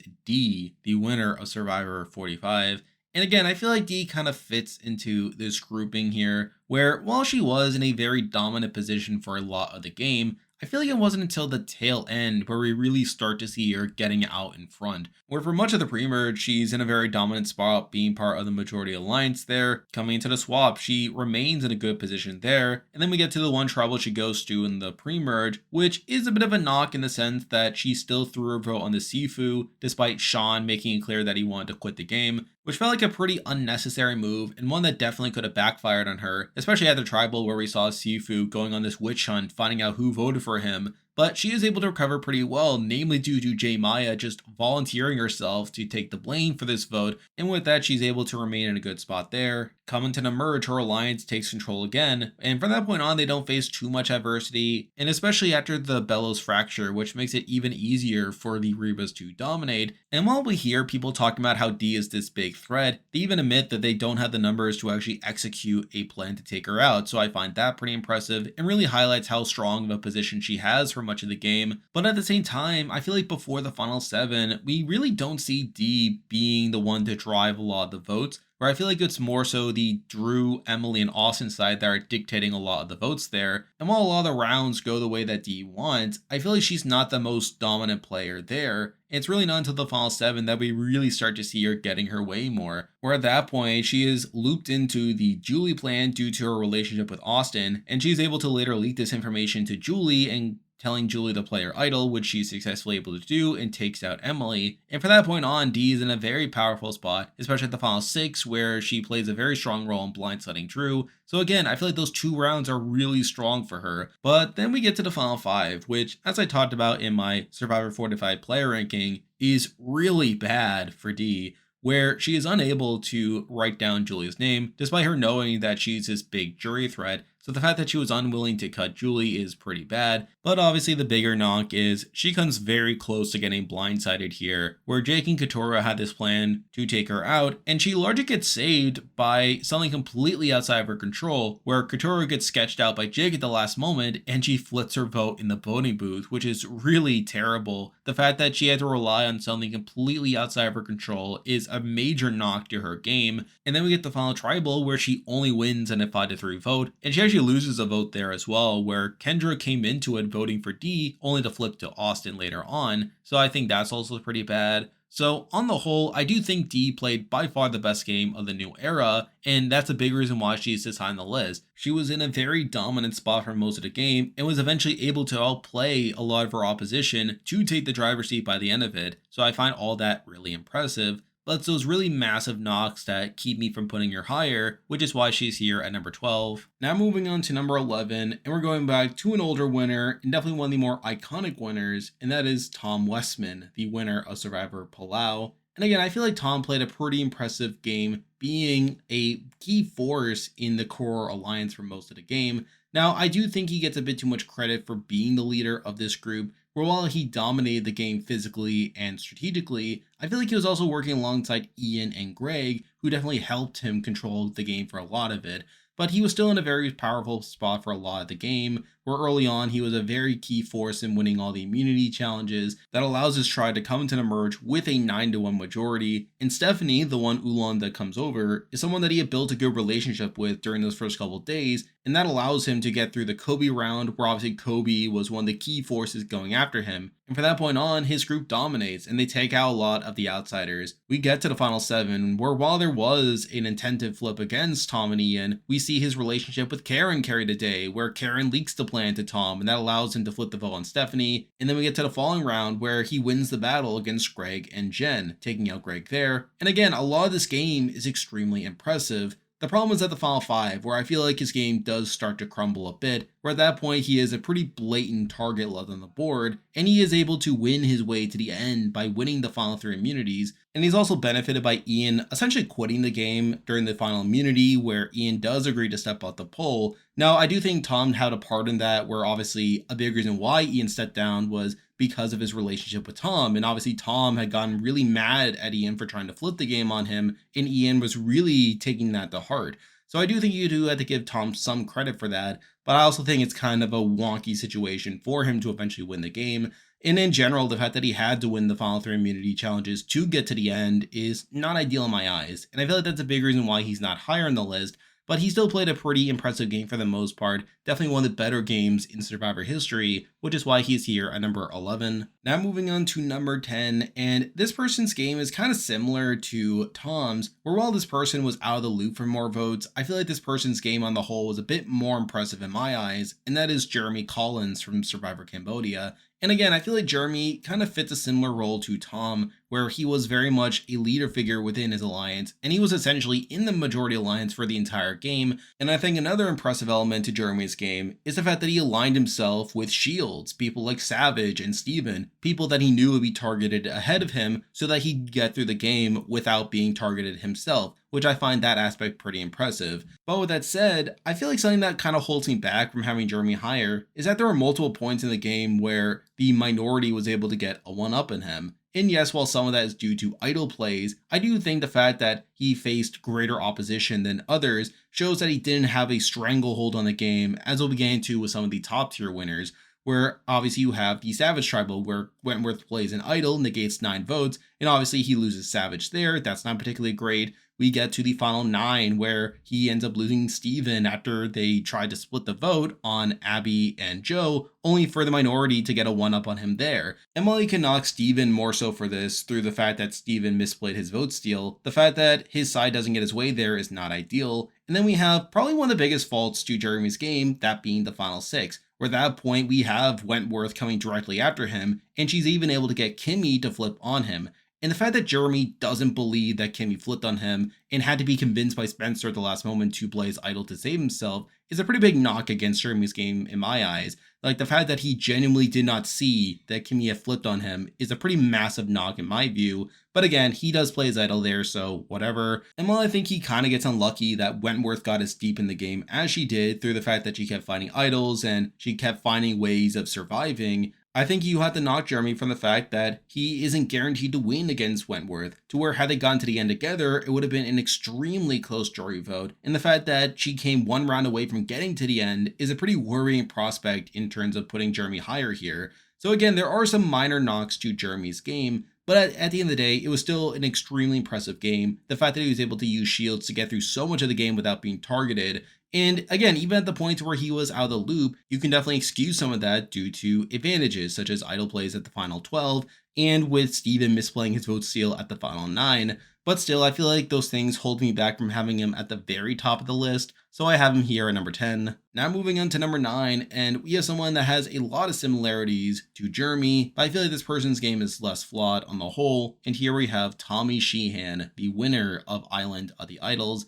And again, I feel like there's a lot of parallels here between Jeremy and Tommy, where both of them were essentially the leaders of the majority alliance for most of the game. And while Tommy didn't implement the meat shield strategy in the same way that Jeremy did, he was still very much building relationships with a lot of the cast while carefully positioning himself to get towards the end of the game as we see it play out. But I think another similarity to Jeremy is the fact that he was out of the loop at several points during the game. However, I think something I will give Tommy over Jeremy is that I feel like the points where Tommy was out of the loop was almost exclusively due to twists. Where first up, you have to mention the swap where Tommy had actually managed to pull in Aaron and Missy, and had that tribal played out normally, he actually would have gotten his way there. But due to Elaine getting a block a vote due to her trip to Island of the Idols, Elaine is essentially able to negate the majority by blocking Jason's vote, and that kind of forced Aaron and Missy to having to flip back to the old tribal alliance, taking out Jason there. Obviously, that's not ideal for Tommy's game, and he very well could have been targeted had they ever gone to tribal again. Though at the same time, the fact that it was facilitated almost exclusively by a twist is something that I will excuse Tommy for. You also have the split tribal after the merge, where he gets a very terrible split where he is down in numbers big time, and he very well could have been taken out there, but he's actually able to survive that and be able to take out Missy, which is extremely impressive on its own. And I think the other main source of unluckiness is at the final 6, where Dan is ejected, where Tommy had actually been working with Dan for a lot of the game, and had the game played out naturally, his plan was to go to final 3 with Dan and Dean, and based on how the game was playing out, that seemed particularly likely to happen. And again, I'm not defending Dan at all, like, I feel like he should have been removed from the game a while ago, but him leaving the game was harmful to Tommy's positioning in the game. But yet despite that, Tommy is still able to recover by building a final 3 deal with Nora, and we even see at the final 4 where Nora wins final immunity. Despite Nora having had a better relationship with Lauren for much of the game, he's able to convince Nora to save him over Lauren from fire making. So I do find that aspect extremely impressive, and he's able to get to the end where he easily wins against Dean and Nora. So again, I do find Tommy's game here extremely impressive, and the fact that he is able to navigate out of bad situations over and over again really speaks to how great of a player he is in the grand scheme of things. But again, he was still out of the loop for a couple points during the game, and while they were facilitated by twists, I feel like that kind of leaves him out of the top tier for me, so I have him here at number 9. Now moving on to number 8, and we have another pretty notable winner to get into, and that is JT Thomas, the winner of Survivor Tocantins.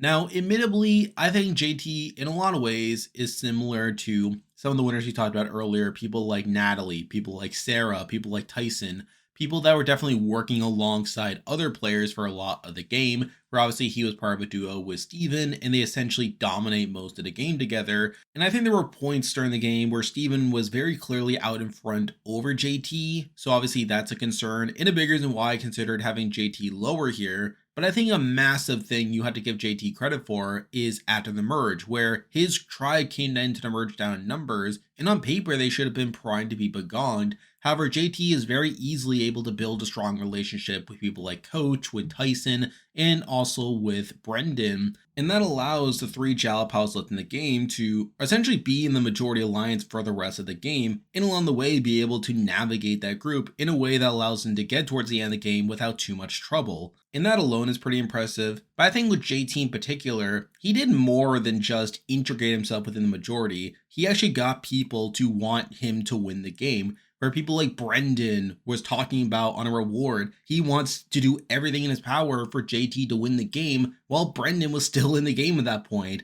And we even see him having similar relationships with people like Coach, for instance. So I feel like the fact that JT was able to build that strong of a relationship with those people to where they actively wanted him to win the game, I think really speaks to how masterful his social game was across the season, and a big reason why he is above those other people, despite the fact that he's not a sole dominant force within the game. However, I do think another knock to JT's game is the fact that he did have to win those final two immunity challenges. And while he was unlucky by the fact that the season ended with a surprise final 2, meaning that he had to get through one more round than he normally would have, that is still a knock in the sense that Steven probably votes him out if he does lose those final 2 immunities. So obviously that does knock him to a degree. But I still feel like the fact that JT was able to play such a masterful social game across the season, while being able to be part of this dominant duo that drove a lot of the action in the post-merge, that was enough to have him here at number 8. Now moving on to number 7, and despite us already being in the top 10, we are only now talking about the first of the 2 winning games from Tony Velachos, and here we have his winning game from Survivor Cagayan. And I do find this to be one of the more impressive and exciting games in Survivor history. However, there are some minor holes with it, where right at the bat he's not in the core of the Braun Alliance, where I feel like at that point it was more so Wu and Cliff leading that group, and Sarah was in a better position with him as the swing vote. I feel like Tony and Trish were kind of on the outs early on, though we later see later on in the pre-swap he's able to pull in Sarah, to where had they gone to tribal at that point, he would have won the day there. We then get to the swap where he is successfully able to pull off the Cliff blindside, and from that point on he is essentially in control of his alliance. We then get to the merge where while his group is successful in taking out Sarah, I don't really know how much credit to give Tony for that, considering that I feel like it was largely Sarah overplaying at that point, and also Trish being at the polling cast to get her to flip at that point. Then also Tony wastes his idol at this tribal as well, where he plays on LJ only for him to get no votes. So obviously that's a bit of a knock. But from that point on, Tony's essentially in the driver's seat the rest of the way, and while he is in the majority alliance the entire time, we also see him flipping back and forth, taking out a lot of the big players from both of the groups, where at the final 9, he flips against his original alliance to take out LJ, he flips back to his group at the final 8 to take out Jeremiah, and then he flips back again at the final 7 to take out Jeffra. And while we see people getting mad at Tony for these flips, we also see Trish being able to repair a lot of those relationships, so really none of it really blows back on Tony, and I feel like it's largely impressive that he was able to have that relationship with Trish to guide him throughout a lot of the game. We then get to the final 4, where despite his super idol no longer being valid, he's able to trick everyone to thinking that it was still valid, and that essentially keeps him safe there. But he's also able to take out Spencer, who at that point was the one person left in the game that could have beaten him in a jury vote. And while Tony was keeping him around as a shield, I do feel like the fact that Spencer was one round away from getting to the final 3, which at that point was still the norm in Survivor, is a bit of a knock in the sense that Tony probably loses to Spencer. But through this, he is able to get to his ideal final 3 of Cass and Wu, where he would have beat both of them. But obviously the season has a surprise final 2, and after Tony fails to win final immunity, he should have been dead to rights at that point, as Wu should have recognized that Cass would have been his easiest beat there. But this leads up to Tony's most impressive move in the game, where he's able to manipulate Wu into taking him to the end by telling him that he's all about honor and integrity, and that there's no honor in going to the end against Cass.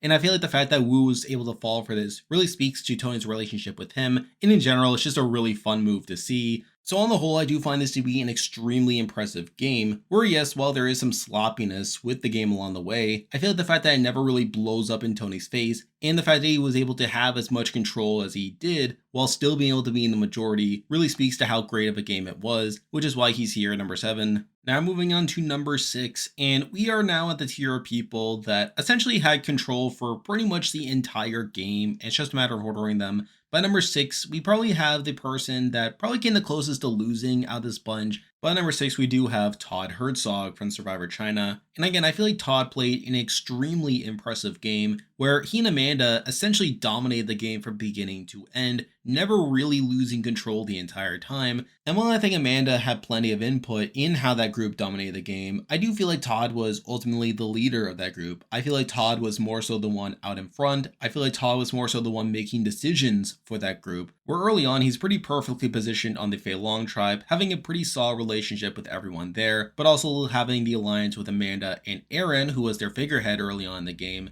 Now they do lose Aaron after the swap, but he also pulls off an impressive move by kidnapping James and giving him the idol from their camp, and then telling James to go get the other idol from the other camp that James was on, so that James would have 2 idols in the game. And we also have Todd wanting to throw the immunity challenge so that James can play one of the idols and really shake up Jong-Hoo, and while that plan doesn't go through, it is still impressive that he had that plan moving forward. And then after the merge, he's still in the driver's seat, never really letting up the gas, and we do see him picking off a lot of the outsiders, people like Jamie, people like JR, and people like Frosty at the final 8. We then get to the final 7, where he obviously pulls off the James blindside, taking him out with 2 idols in his pocket. Now, admittedly, I also think he could have been in some danger here had James played one of his idols, but still, the fact that he's able to pull off this move is pretty impressive. I also think he could have been in some danger at the final 4, which isn't great, as we do know that Amanda did consider cutting him in the original final 4, and I feel like had Denise won that final immunity, he for sure goes home there, but obviously he's able to scrape through that. And I think the other knock to bring up is he wasn't even guaranteed to win at the end, where it was very much up in the air between him and Amanda, and while he's able to win over the jury with his impressive final tribal performance, it was still only a 4-2 to 1 vote, which is definitely a lot closer than a lot of other winners in Survivor history, and definitely closer than the winners we'll be talking about soon. But I still feel like Todd played an extremely dominant game where he had control pretty much from beginning to end along with Amanda, and I find that impressive enough to have him here at number 6. Now moving on to number 5, and I feel like this person played a smoother version of Todd's game, and here we have Cochran from Survivor Caramoan. And again, I feel like Cochran played a very similar game to Todd, where he essentially dominated the game from beginning to end alongside Dawn, while also managing to get out in front of Dawn and completely outplaying her by the end of it. Where early on, he is very clearly within the majority alliance, and while Philip is shown being the one putting together the Stealth Aras alliance, I feel like Philip was very much the figurehead in that alliance, while people like Cochran and Dawn were very much the ones with the numbers there, and they were able to skate through a lot of the game with this alliance. We then get to the merge where they're able to pick off the outsiders in Corinne and Michael, and while there is a shakeup at the Three Amigos tribal where Philip is idled out of the game, the Alliance very quickly reasserts control, taking out Malcolm and Reynold back to back. We then get to the final 6 where Cochran's able to get Dawn to take out Brenda in a 3-2-1 vote, a move that greatly benefits Cochran, as obviously Dawn had a much stronger relationship with Brenda earlier in the game, considering that Brenda literally helped Dawn stay in the game, and Brenda was very upset at Dawn after this move, but has no ill will towards Cochran. And from that point on, Cochran pretty much steamrolls, where he's able to win the last couple of immunities and is able to get to the end and wins unanimously, and all that's very good. Now, I think something to bring up with Cochran is the fact that he had a lot of friends coming into the season, and I feel like that was a major reason why he was in a good position for so much of the game. And while that definitely harms Cochran in a general player ranking, I feel like if we're just looking at his winning game, I feel like it is still an extremely dominant game, one that has pretty much no holes with it. And I feel like with Cochran having the amount of agency that he has, I do have him here at number 5. Now moving on to number 4, and we have the highest ranked one-time player left to talk about. And here we have Earl Cole, the winner of Survivor Fiji. And I feel like Earl's game is extremely similar to that of Cochran's and Todd's, where he was essentially in a dominant position the entire game. And I'd actually say that Earl was pretty much the leader of his group the entire time. Whereas I feel like Cochran and Todd were working alongside other dominant players, those being Amanda and Dawn. I feel like Earl was pretty clearly the leader of his alliance the entire game. Where yes, while he was working alongside Yao Man and Michele for a lot of the game, I feel like Earl was very much the leader of that alliance, and I feel like he was very much ahead of those other two players, unlike Cochran and Dodd. Now early on, he is part of the Ravu tribe, the Have-Not tribe, and obviously while they lose a bunch of immunity challenges, he's never really in danger of going home. The only vote he gets against him the entire season is from Rita during the Sylvia tribal, and even that was kind of a throwaway vote, as obviously Rita was very close to Sylvia, and she knew that Earl had no shot at going home. We then get to the swap where, despite his tribe technically being down in numbers, they are able to pull in Cassandra, and in general, he's able to build good relationships with the other Motos there. We then get to the merge where he is once again part of the majority alliance. We even see Dreams flipping over to the other side and leaking all the Four Horsemen's information to them, which makes it very easy for him to pick off the Four Horsemen. And again, it's a very smooth ride to the game, never really in danger of going home at any point.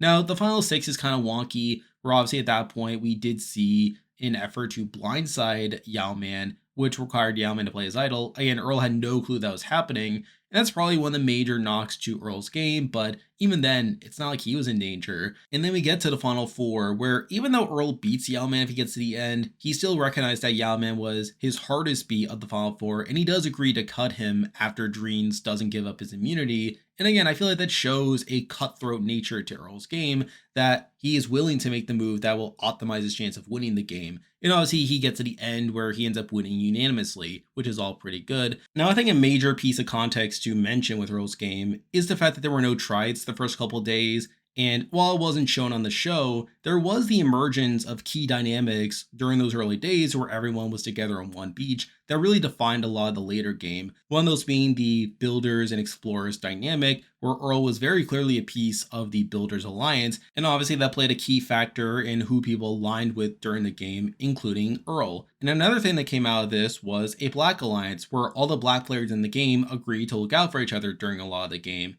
And that plays a key factor in why people like Dreams and Cassandra are so quick to go to Earl's side after they join his tribe after the swap and after the merge.